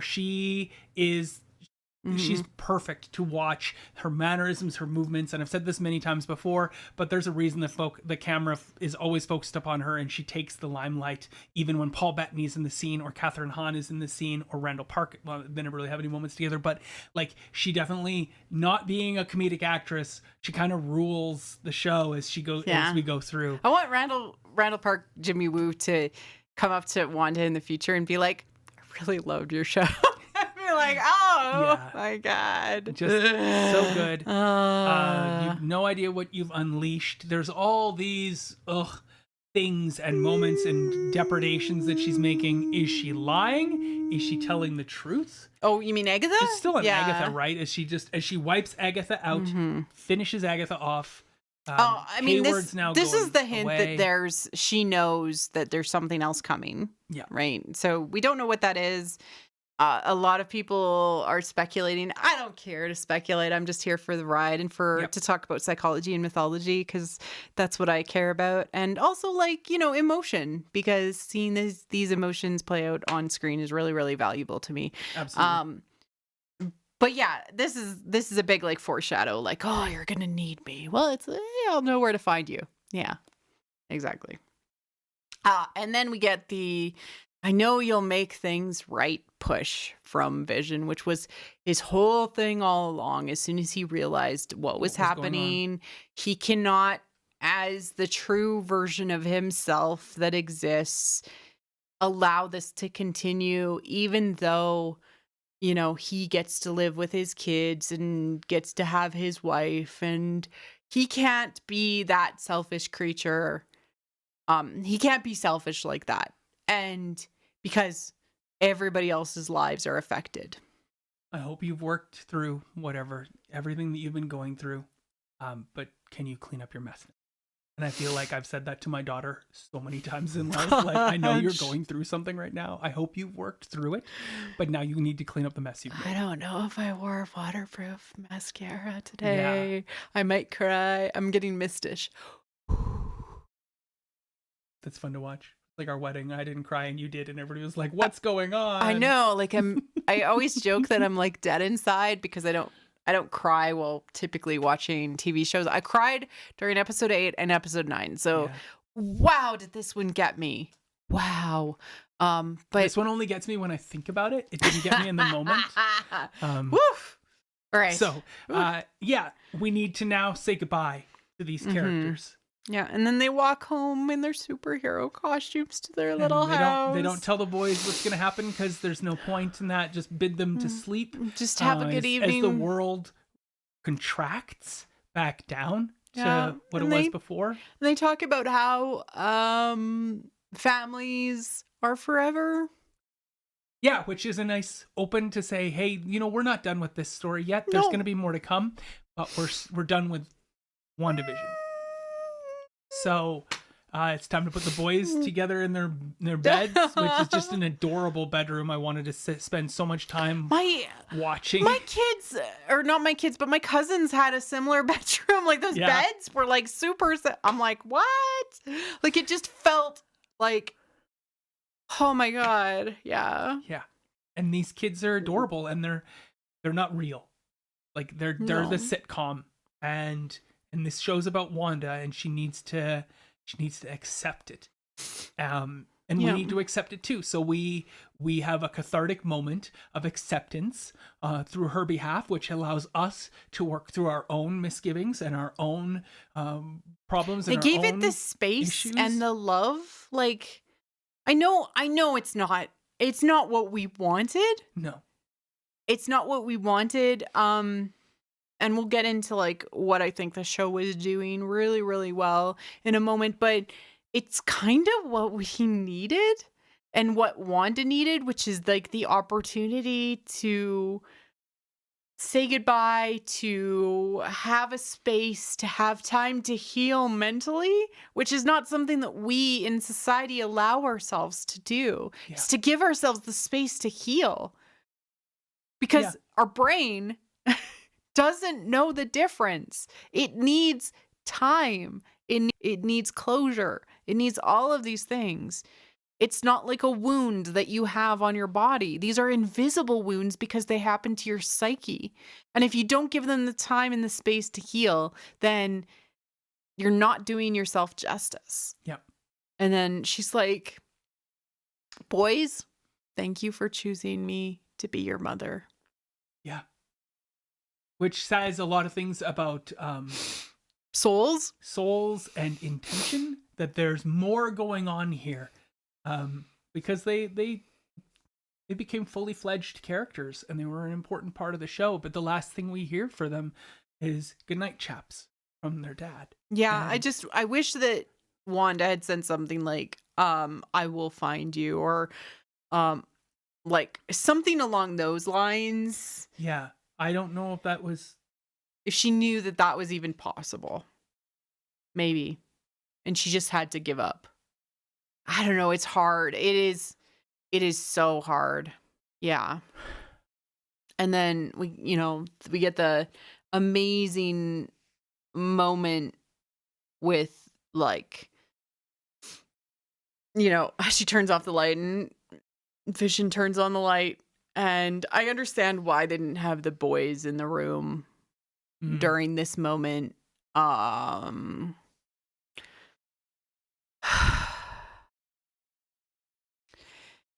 I heard it's bad luck to say goodbye with the light off.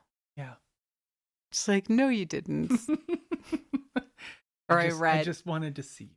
I just wanted to see you. Yeah. And we can't have a scene of goodbye in the dark because that's just weird. Yeah. But so what I hate about this, and what gets me all the time, is that moving forward, Vision that we have has no memories of these.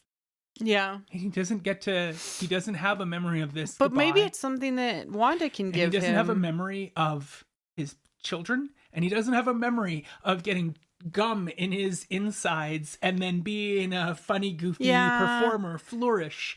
We don't have that. But maybe it's something that Wanda gives him when she returns the piece of the Mind Stone to him. So you know how I am. I don't like conjecture. We have what we have within the show and nothing more than that. And we were given a vision that left. And we were given a vision that stayed. And the vision that stayed breaks down into Tetris pieces and is gone. Although it definitely does seem like when he's broken up here, he turns back into that piece of the Mind Stone. It turns all yellow and is basically condensed back down to the core right in front of her.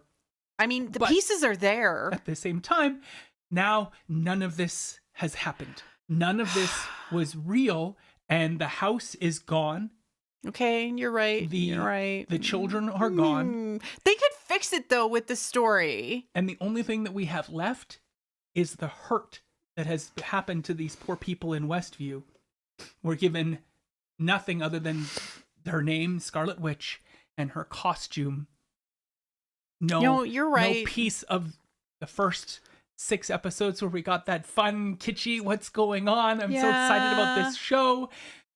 That's taken away. No, you're right. But I still think that because the memories exist in the universe, there is no bounds to what can happen. Right. And she could heal him. Yes. In the future.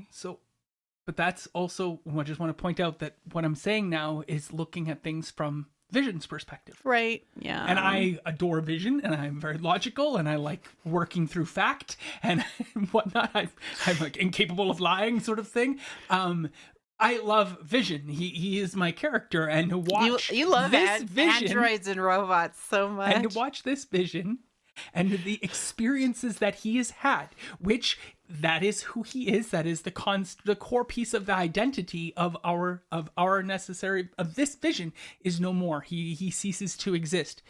But again, I'll just bring it back. The show's focus and the lens is on Wanda. Yeah. And it's on Wanda's working through of her own grief. And she has worked through the role play, the sitcom, the fluffy AU. To help her get through this, to move on as a person, and we are given that in the conclusion. And no matter how much we may want the boys to still be around, and Vision to still be there. They are not. And they are just a part of that role play process for Wanda to heal the wounds that she's had to her psyche, to say to that. And I like it, like, what am I? Oh, you're my grief. You're that part of the Mind Stone. You're, wires and blood, and you're also mostly my love. And then, what am I? We've said goodbye before. It stands to reason. Yeah. We will say hello again. That is the biggest thing, like, to say, like. A lot of people have commented, and I want to bring this up because he says it before. He's like, I have been a mind without a body. Yeah. I have been a body that is not human. And I have been a memory made real. So it stands to reason. What's to come next? Yeah. What am I to be next? Well, we know you're spectral vision and you're running around being an idiot. But anyway. I mean, they showed us that, right? Like, it's like, where did you go, idiot? He just went to McDonald's to pick up a burger. Like, I'm just really so hungry. Like, I do think that, like, it, like, not having them there had her have an opportunity to say goodbye. And there was something that was communicated with the two of them that, like, maybe he needed a chance to do that too. And I don't know. Yeah. It's hard. One of the scenes that they showed of him getting his memories back is her holding her hand over the wound that one of Thanos' henchmen stabbed into him with the spear. That was one of the key moments. They spent a little bit of time so that you definitely caught that one. Yeah. That was a small one in there. So like wounds and like healing of wounds, even though these are invisible. She's been a victim this whole time. Somebody who's constantly been emotionally stabbed, and this is her opportunity to heal finally and to become strong the way that we know that she can be, right? And so, like, she shrinks it all back down. Everything, the house is gone, is just gone. She doesn't even take the car, which I think is hilarious. Like, she just walks away from the car. She's like, she pulls her hood up. Yeah. But I wanted to say what she says to. Well, she hasn't. She's just leaving the house. Right. She pulls her hood up. And walks down the street. I paused it here, and I paused it in the end credits scene.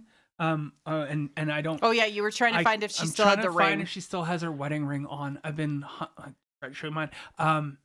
Been hunting for that moment, because if she still has the wedding ring on, I felt like at least we were given something that would be a takeaway from this in a physical form. But we got nothing. There's no wedding ring on her finger. And I can understand why people are upset about that. Like. Yeah. He had to go to McDonald's to get the Szechuan sauce. Get that dipping Szechuan sauce. Super important. It's a Rick and Morty joke that Zach is bringing up. That's why he left, to get that Szechuan sauce.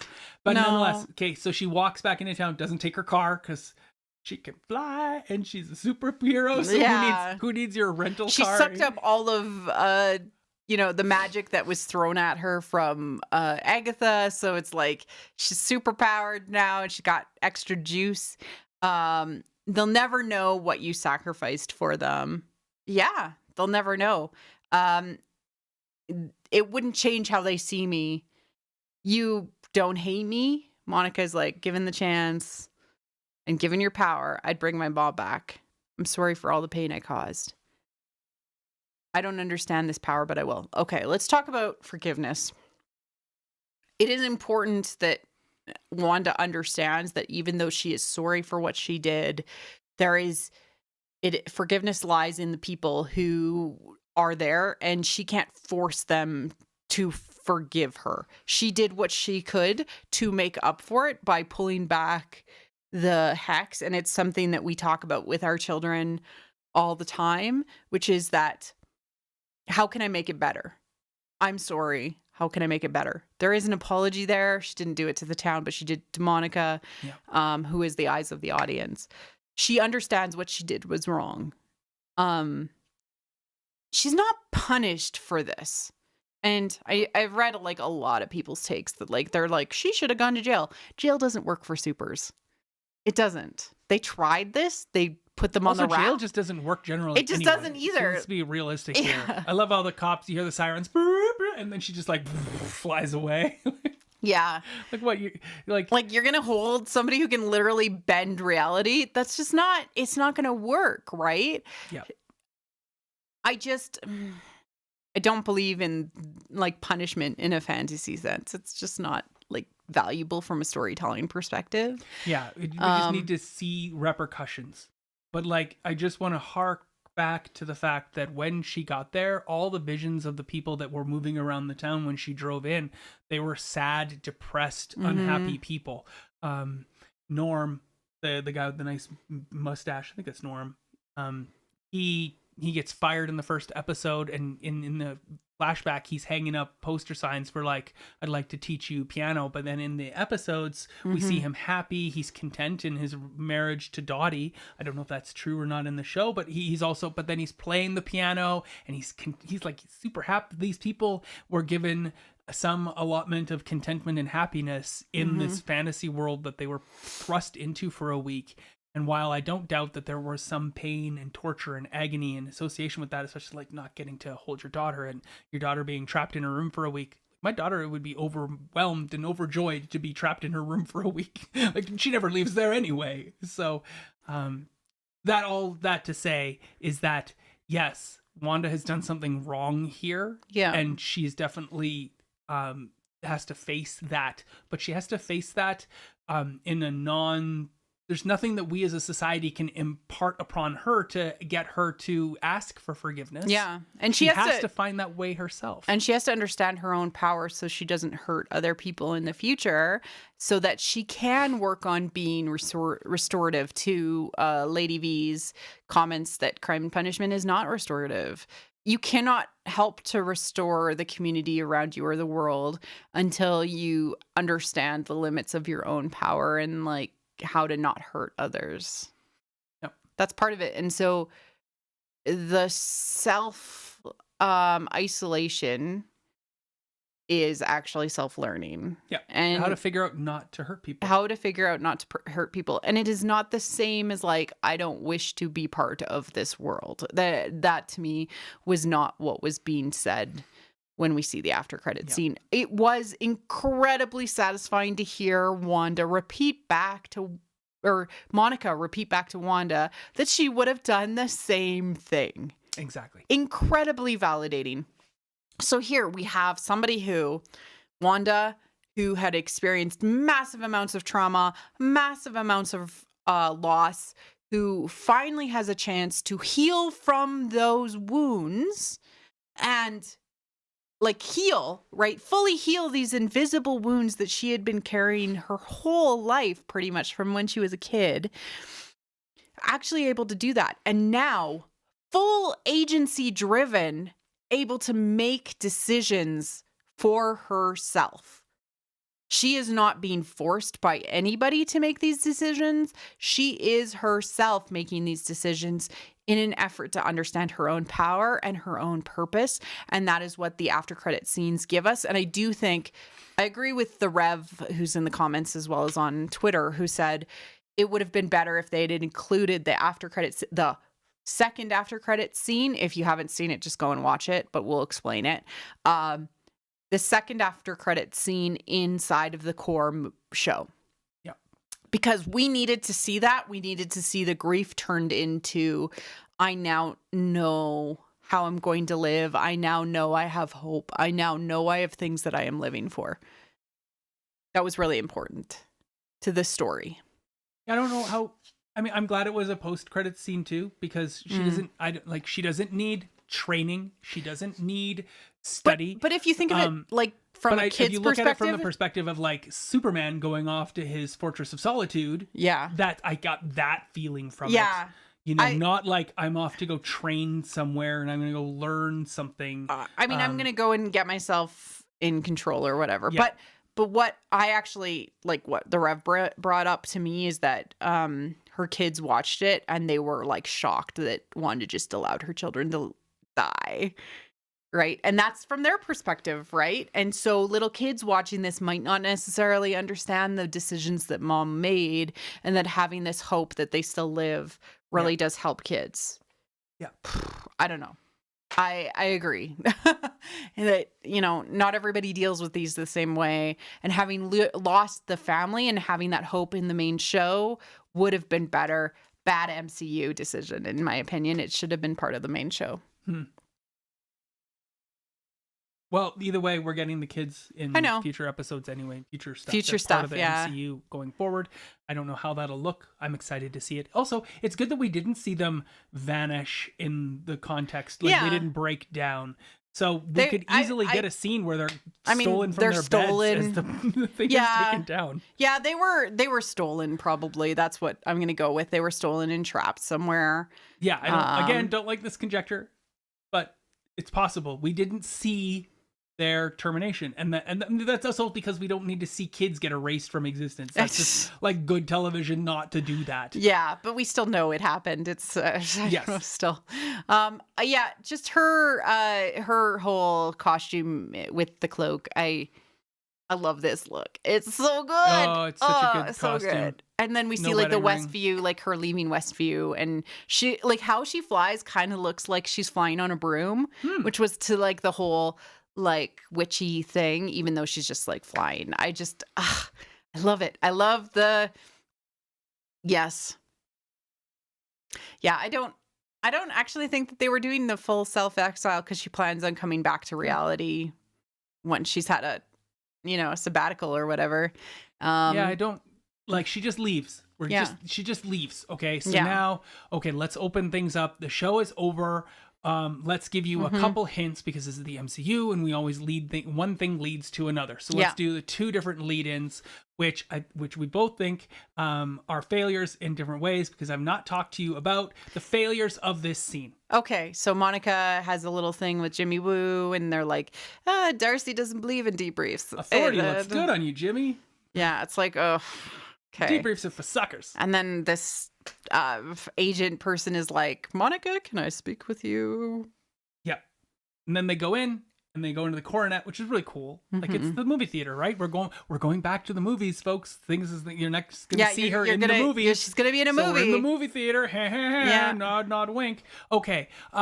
Monica knows who the Skrulls are. Monica has been introduced and interacted with the Skrulls since she was a kid. Why is this like, I don't know who you are sort of thing, and he wants to talk to you up there? Why couldn't it have been like, why didn't Monica recognize her right away? Be like, oh, you're like, this person. Why didn't you hey, Katub, why don't you just show me your face? Like, you don't have to play a part around here. It's just the two of us. Yeah. Like, you could have easily changed your lines to have given Monica more control in the situation, because she obviously had it. Yeah.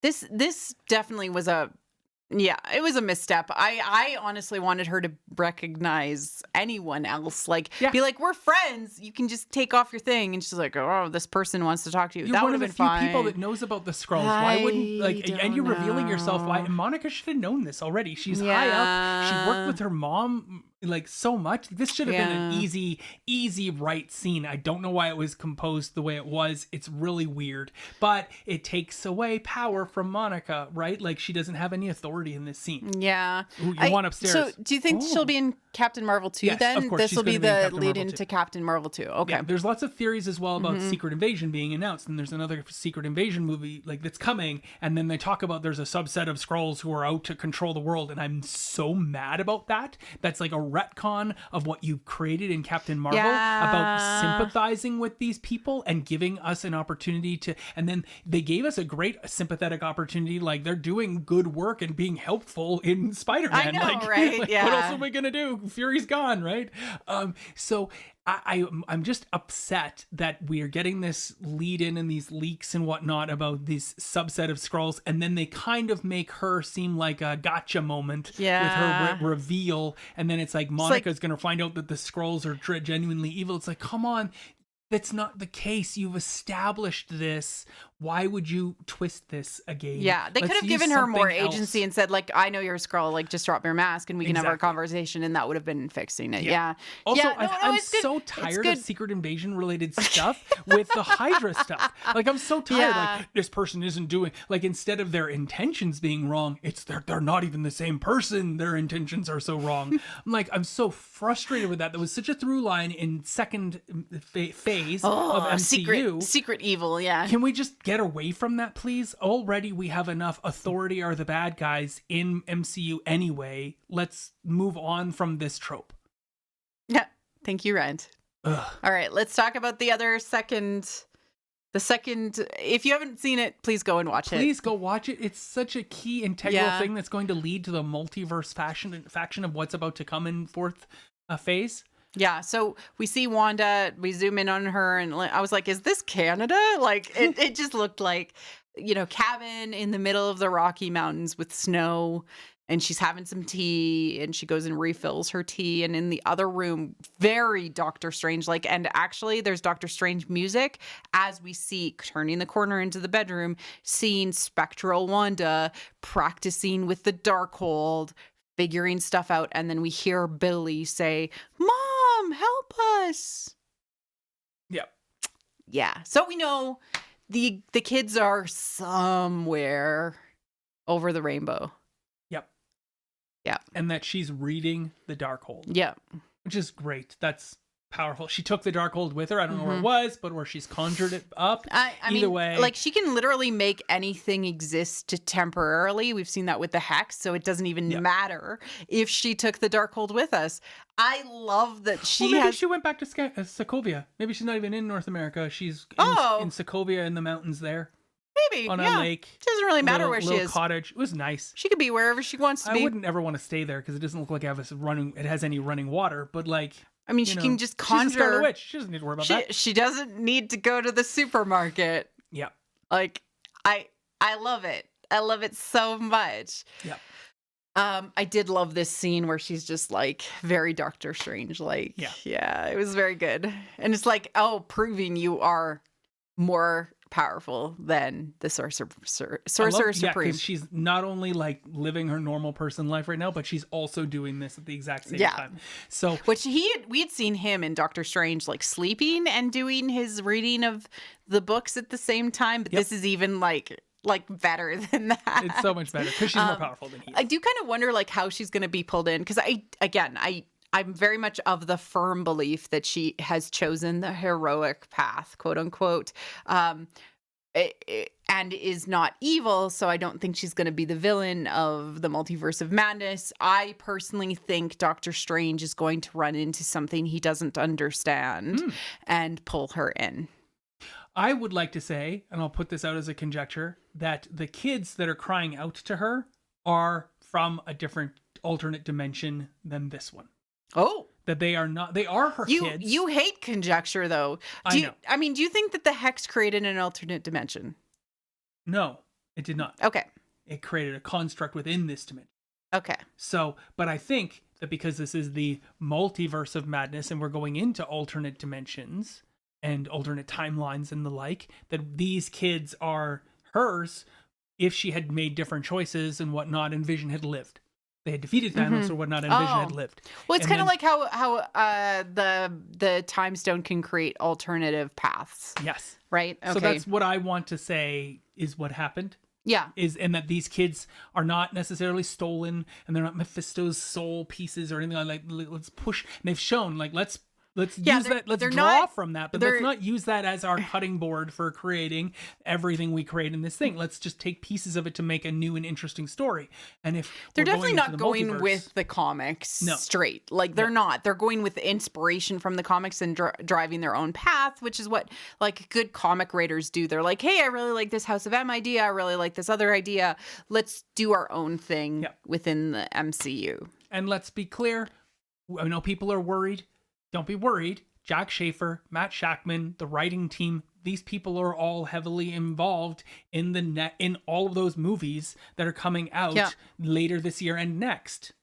later this year. I don't know if there's, and then Black Widow is 2022 is going to be, I was looking it up. There was Doctor Strange is in, I think March 2022. And then there was another movie after that I am now not remembering. Exactly. So we're just going to get. We will get them eventually. Exactly. Yeah. I mean, everything is delayed because of obvious reasons. Theaters can't function, and the MCU has decided to not function without theaters. But we've got TV now, so we're good. Yeah. We're good. Yeah. So now we are into the whole show. Final thoughts. Yeah. So another one that opened up for me was that another theme is like power and control. Who's doing this to you? Wanda is our through line in the beginning, and we realize that it's and you Wanda can't define all along. I don't need you to tell me who I am, because that's all about identity too, right? Yeah. Yeah. Power, control, identity. Yeah. There's lots of themes that are going on in the course of this. Lots of great things to talk about with the people you're watching, your loved ones. God, it opens up so good conversations. And good TV makes you more thoughtful about the things that you're doing around you, and also gives you opportunity to talk to your loved ones, especially kids, because that's why I like watching these sorts of things with my kids, and they hate it afterwards. And I'm like, what was this show about? What did we learn from it? How are there times where we would have wanted to respond in this way? And how was what they did wrong in that moment that we could see that now, so that we don't have to go through that ourselves and make the mistake that they've made. We can learn from it, from arm's length. Nah, the Rev actually said Captain Marvel 2, Thor Love and Thunder, and also Spider-Man are all after Multiverse of Madness, which I think is the big one that will probably break the reality. Again, to our conjecture and speculation, Wanda becomes the Iron Man of the Phase 4, where she's trying to help and she ends up breaking stuff, because she's so powerful, right? That was Tony's problem. He was too smart. So his smartness caused the world to break. Yeah. Right? Constantly. Well, there's unintended consequences to the ingenuity that he presents. He creates a technological solution to a problem that he's been faced with, but he doesn't realize that solution that he's created has problems of its own, and there's basically a waterfall of problems that come from the solutions that he's made. And this is one of the great things that is oftentimes explored in good science fiction, is that when you try to solve a problem that we have in our current society, how does that create different problems? And let's explore that. I call that elbow bumps. You're like, I'm fixing this problem, but your elbow's out here, bumping the lamp off the table. Yeah. Your unintentional consequence. You're so good at elbowing dishes off of the countertop anyway, so that makes good sense. I break so many wine glasses. Unintended consequences. It's really bad. We have mismatched. So she's not allowed to hold them after we're done here. I take them upstairs and we put them away. So. Yeah, well, we wash them. Yes. No, but put them away as they are. Yes. No, I have broken so many wine glasses in our house. I'm very clumsy when it comes to glass. But that's the point, is that there is always a consequence, right? There is no good action without an evil action happening, or a consequence action. And here's my final thoughts on WandaVision. I thought it was an exceptional show. I have seen maybe things that wrestled with femme gaze just a little bit better in other media, especially Asian media. But for the fact that this was an MCU attempt at it, it did a lot, and it brought especially the emotionality and dealing with the emotions of the characters and giving it space to breathe was just wonderful. So you think about this, Wanda had experienced a wound, and you think about just a cut on your arm. And without air and, the right environment to heal from that, it's never going to heal. It's just going to fester and, cause disease and affect the skin and the arm around it, right? Yep. It's just going to get worse until the host dies. Unfortunately, with Wanda's power, she is this crux, this very important person within the fabric of reality, within society, and so she can't be allowed to fester. She herself does deserve happiness, does deserve her happily ever after, and I'm sure she's gonna get it. I have no doubt, us viewing the audience, it's just they've decided that this was just going to be basically her seeing all the wounds and rebandaging it and having the time to heal and us living with her for it, because now we freaking care so much about Wanda and the outcomes of her story that will be probably peppered through phase 4, phase 5, phase 6 of the MCU. So what you're saying is that she needs her Baymax back. Yes. She needs her sentient vibrator. She needs her. Whoa. She's a hero in pain and needs her Baymax back with his bacitracin spray. Yes, exactly. She needs the bacitracin, She needs Vision, who has been her Baymax in the past and helped her get through the loss of her brother and work through other things and become a love interest. And just like we lost Baymax at the end of Big Hero 6, we still had Baymax because we had all his memories, right? And so now that Vision's had his memories unlocked and he's back, I feel hope. And then, I mean, that's what you've always said about Android and sentient like creation stories, is that that you love them. You broke Lady V. I know. I'm sorry. I broke the chat. Sorry.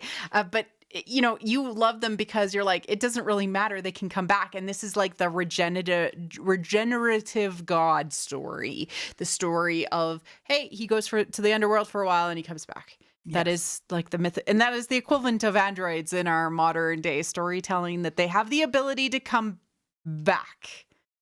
And I love it. Oh, people are pointing out that the red and like the style of it was very Magneto. And I agree. Yeah, that's cool. I am happy. Okay, so here's a few things that I'm happy about looking at this. I'm happy it didn't fall into the cameo trap, other than, of course, Pietro, which ended up being Ralph. It was a boner move anyway. I know. I'm happy it also didn't crack open the Fox to Marvel fringe, because that would have taken away from Wanda's story.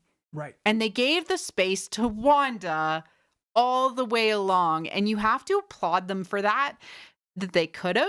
Yeah. And they hinted at it, and that was just kind of foreshadowing. I think it ended up being foreshadowing, and I fully expect that actor to come back as Pietro. I mean, we see it all the time in Flash, like multiverse stuff. People are different people in different universes, and it works fine. So I have no doubt that actor will be back. Cool. Yeah. And any thoughts about the series overall? I know you shared a lot on themes. I talked a lot at the beginning, so now I just want to talk about my final thoughts about the show. Senior Scratchy, WTF? What? Why? You had maybe it got she cut. Threw a cicada into his mouth. He got caught. I mean, that was just an Easter egg. I think that Senior Scratchy, that needed resolution. I needed to know more about that. Or give me a post-credit end scene if you're not going to resolve it there. Use a third one after the foreign translation bit. Like, I don't know. It could have got cut for... But literally, you've, like... Well, maybe he will come back with It was Agatha. brought up in so many episodes. That's the problem. I know. Like, so, and we got a feel for what was going on with everybody else except for Senior Scratchy, which seemed... Anyway, I'm so frustrated by that. Ralph Boner seemed like a write out. It didn't fit. Like, his appearance was really interesting and whatnot, and then they just kind of threw it out and like, oh, that's my husband. But was he really the husband all along? Like, he's living there. He's got his man cave. His name was Ralph. Oh my god, I didn't notice that. What the hell? What? I didn't realize that Ralph was. That was the husband.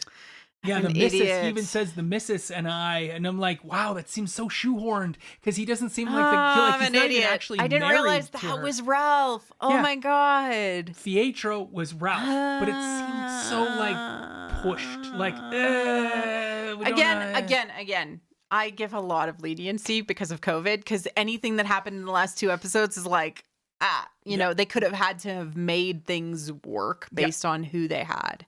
And Agatha's warnings all turn out to be moot. At least for now. At least that's my problem, is I hate stuff like that. I want it to be like, no, you're right. So these are plot holes. They're they're threads, they're issues with the story at large that draw and take away from the story that we're getting. If you resolve them in a way that fits in with Wanda's story, I'm happy about it. Otherwise, stop including these sorts of things just to lead to false conjecture. I don't again, don't really like conjecture. And then I just thought that the Skrulls were really mishandled.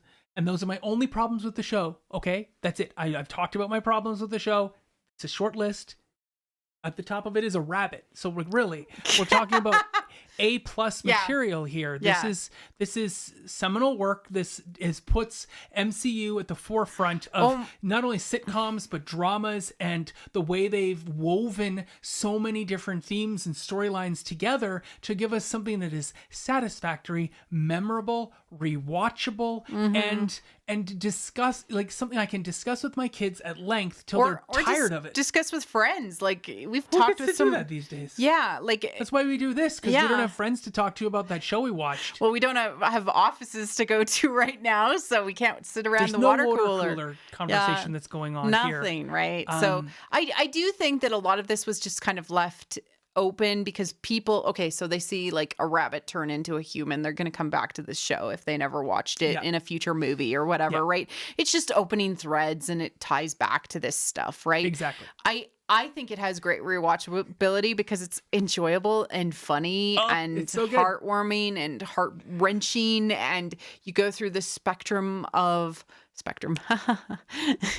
Sorry for Monica. I didn't even realize what I was doing, but you go through the Maria Rambeau spectrum and Monica Rambeau's photon. Yeah. That's the order. Photon, yeah.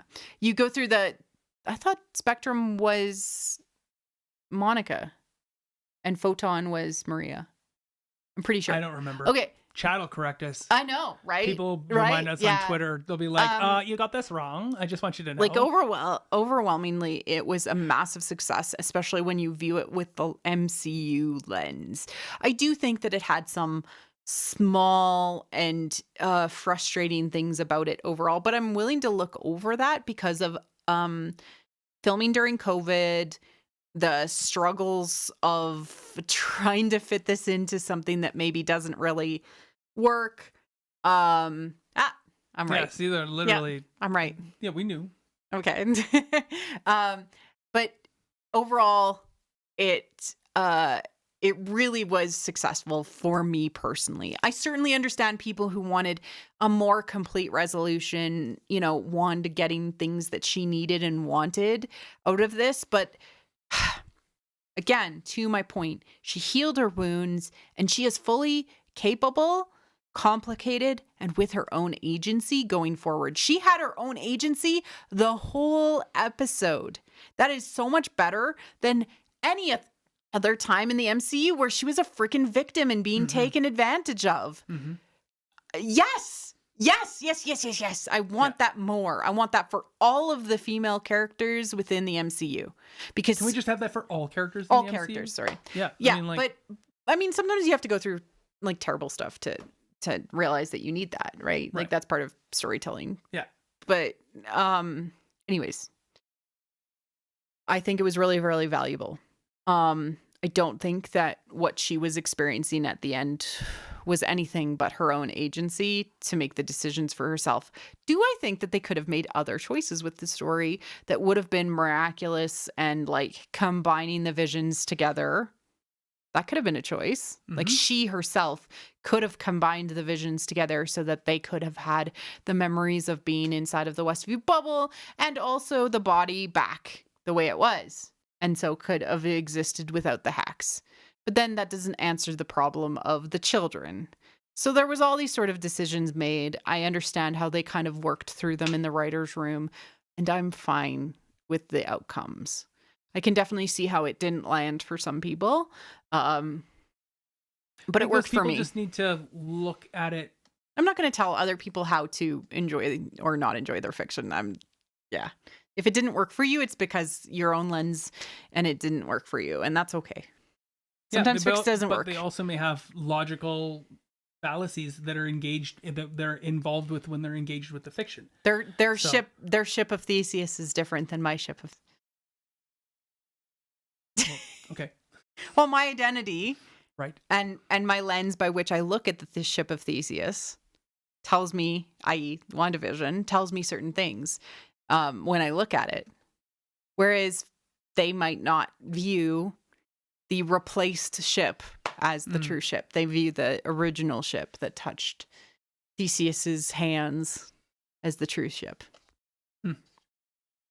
I just would like to say it's a sharp and negative viewpoint on the downfall of the USPS mail system, or the UPS, or not, the US mail postal service in the United States, as we watched the mailman go from being a federal employee to being a corporate employee, and very sad and depressed. Oh yeah, that was a big call out. Very happy. I don't think a lot of people noticed that, but he went from being a mailman to being a courier driver, to being like an Uber driver or Uber Eats. Presto guy, and he was making deliveries, but he was, in the modern day, he's just a delivery guy, right? He was like an Uber Eats guy. Yeah, he's just a food delivery guy, but in the past he was the mailman, and we're losing those. And I think that was a really, really smart and interesting secondary commentary that's happening in America. That needs to be fixed, and you need to have a look at your postal service, people, because it's not the drain on your society that you think it is. So replacing it with UPS and FedEx DHL, and DHL is not. It's not the answer. That's just farming out your work to a corporation, and small towns are dying as a result of it, like Westview. So that was a commentary. Yes, you're right. Yeah. And I don't know if anybody noticed it, but I really, really looked at it a lot, because they made a real sharp point of engaging that guy in every single episode, and how his role changed in the decade that he was. Yeah. I'm not going to make any commentary about like the speculation that I have, because I'm adult enough to let go of my speculation and be like, I was wrong about Dottie. I was wrong about this being Mephisto, or having some sort. I mean, it could still be something else behind the scenes that people are worried about, elsewise, right? But it is what it is, right? Noted Canadian guile. Yeah. That's me. Yeah. Yeah. But let's just talk briefly about the next show that we're going to be covering. Yeah. Yeah. I'm going to miss this show. I know. I'm going to miss WandaVision a lot.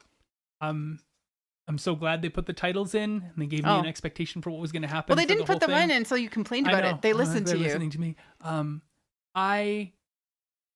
I love Vision and Wanda and their relationship together, and I will miss the catchy sitcom quality of the show, because I don't have a catchy, fun sitcom in my life right now.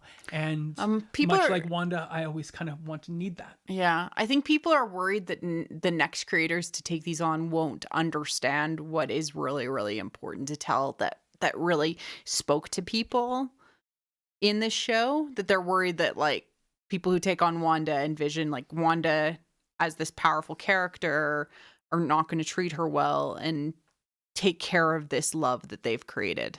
Yeah. Yeah. It's nice when all your problems can be solved hilariously in half an hour, and everything goes back to normal for the end of it. And while we did not get that so much in the last 2 episodes, especially of this show, it was just so much fun engaging with the material for the first 6-7 of them, that it's been hard. It's been like MCU proper coverage for the last 2 episodes. Yeah. And I'm gonna miss WandaVision so much. Yeah. And like I made a little thing.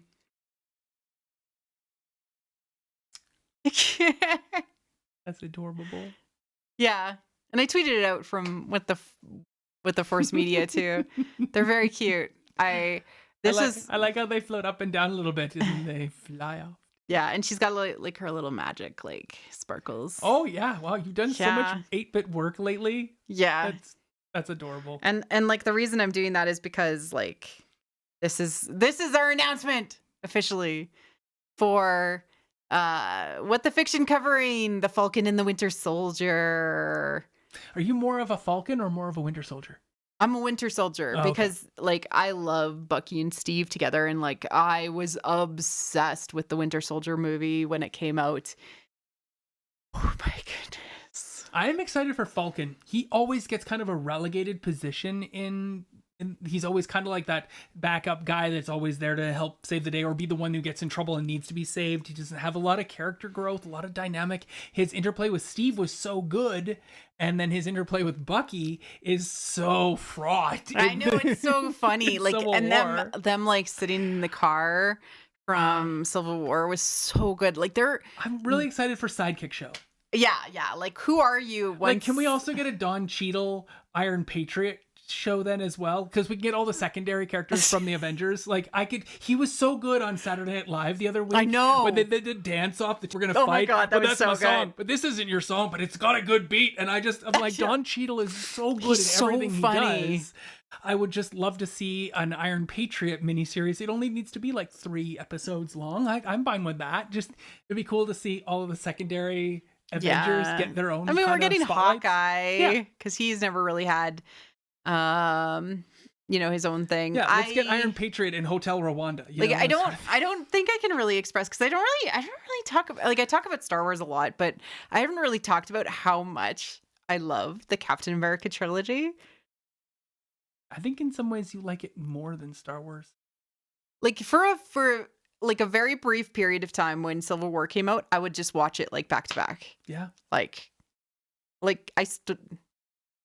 I procured a copy before it was out of theaters. Yep. Of Civil War, and I watched a lot of it. So is it like Chris Evans or Chris Pine? Where's the hierarchy there? Because you've got your Star Trek of those first 2 movies that you've seen like so many times as well, and Captain America. No, it's Chris. So many times. I don't know. Like, I don't stan actors. I know you don't, but like Captain America, like Steve, Yeah. Steve and Bucky together, like that relationship to me. I am a Stucky person. Mhm. Like, I love them so much, even if it's just their friendship. But, I could ship them. That's Captain good. Kirk, Captain America. Oh, I mean, Captain Kirk is like way, way down there. Oh, really? Wow. Yeah, okay. no, I've seen that movie so many times. Though, it was like just a comfort thing that I would just throw on in the background for a while. I watched a lot of the first Star Trek movie, the more recent one that came out. But Civil War was one of those movies that I just would like turn on and have a lot of. So I'm really looking forward to this show, because it's like, oh no, what happens next after all of these things, and like continuing on those storylines, etc. I'm really excited to see Erin Kellyman. We're gonna go into, not right now, we'll just give a brief like why we're so excited about this, and why like it took like only a little bit of nudging to get me into being like, you want to cover Falcon and the Winter Soldier? I'm like, yes, I do. It didn't take that much, but So yeah, I don't know if we're gonna have costumes. Mhm. I don't know if we're gonna have, but we are going to have fun and enjoyable 8-bit characters and yes, fun segues. I made a new intro for this show, Yes. for our show, and it's really fun It's and cute. awesome. And then I'm proud to announce that because I talk about him all the time, we are going to get a special segment of 5 minutes or less of their thoughts on the show, because Will wants to record a video telling you all about what he thinks of each episode, and we will debut those during the live stream of Will's thoughts on Falcon and the Winter Soldier. yeah, well, I mean, I don't know what he's gonna say, but he always has like such insightful things to say, and we just end up repeating it, which we could just have him say it in his own words. Exactly. We'll call it Falcon and the Winter Soldier. Falcon and the Winter Soldier. Yep. No.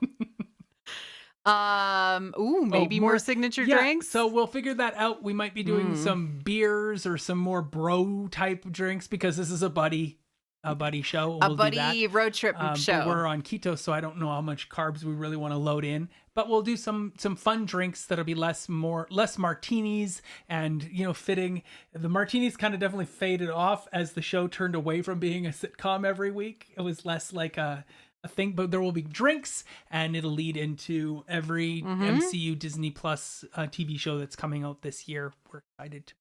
We might not do What If during the summer, because that's No. What If. We'll see. We'll see. We're trying to decide what We're gonna... what if about what if. Yeah. I wasn't too like I like it, but it's like I think that given the intent and the direction and the forethought that they put into everything that they've been doing, we're going to be pretty excited about it. Yeah. I mean, I do like when they tell stories that are interesting to think about. But first and foremost, for the end of this episode, I want to thank everyone who has come out to join us and share in this. We started this kind of like, oh, let's do this. And it's been so enjoyable. Where there's a will, there's a winter soldier. I like that. That's amazing. First and foremost, we wanted to say like thank you to all of you for joining us here or on the replay, either on the podcast or on YouTube. This has been just so much fun. It's why we've decided to do the next one. It gives us a chance to connect with people and talk about the fiction that we're consuming. And the MCU is one of those things that is like massively important in its influence, and can do a lot of things from a lens perspective where people can consider like, hey, this was important to talk about, and this opened up a conversation with people around you. And the fact that WandaVision was so mythical and so psychological, like plugged into exactly what I was looking for, and I got the sense that it was going to be that way. I feel like we're going to be exploring some of the similar themes like grief and getting over things with Falcon and the Winter Soldier. So there'll be still some conversations to have. I think it'll have a lot more to do with like being in the spotlight too. That we might, like, because especially neither with of them have had to be those sorts of figures of right. fame and acclaim and and whatnot. also like the foil of U.S. agent. Yep. Right. So, but we're going to do a pre-show just to kind of talk about what we might see and speculate your favorite thing ever. Yeah, I'm going to talk about what knowledge we have going into it, and yes. And what do we bring to bear? What are we looking for in this show? And I'm looking forward to seeing the Legends episodes drop this coming week, because they will doubtlessly do so. I think it'll be Agent 13, Falcon, and Winter Soldier. I think will come out as Legends episodes. Okay. That makes sense, like to give us the context of these characters. At least give us where were they in the movies? How do we know them? There's a couple really good Marvel podcasts that are out there right now too. I don't know their names off the top of my head. I'll tweet about it later. But they're definitely worth listening to. And I think that they haven't been so engaged in the WandaVision related stuff, but I think that because they want to keep the hype up for Falcon and the Winter Soldier and not to ebb down, that they want to push a lot more Falcon, Winter Soldier more stuff patents. Come out for the me, stay for the rants. You know, Marie Claire is here to give you great insight and an intellectual process to something you hadn't necessarily thought of, and I'm here to get angry about things. And although it's mentioned in the credits, I did want to give a big a shout out to David Brady, who created our intro animation. Amazing. And Christy Carew, who created our intro music. They were amazing, as well as our outro music, which is Miss This Band. Make sure to subscribe to What the Fiction so you will catch all of these episodes that are upcoming for the next round of MCU shows, as well as I'm working on some stuff on the side, a video, etc. So if you want to catch all of my thoughts on those things. All right. You ready to say goodbye to the final WandaVision episode? Yeah, I don't know if I'm... Yeah, it's been fun celebrating the MCU with MC and you. And MC I thought and you. about that for a while. It's been a great opportunity to be a co-host on this show with you. Yeah. And I'm looking forward to more of these sorts of partnerships going forward. I like talking to you more than anyone else in the whole wide world. And I love the fact that you enjoy and love my rants 20 years later, when you just let me go off on something that I'm not enjoying. So, aww, you're so adorable. Yeah. We'll see you soon. Yep. Next week will probably be not live, right? Or will it? We'll see.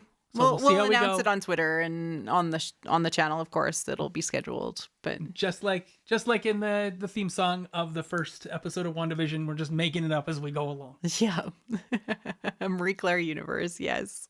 All right. Take care, everybody. Mwah. And see you soon. Chin chin. Cheers.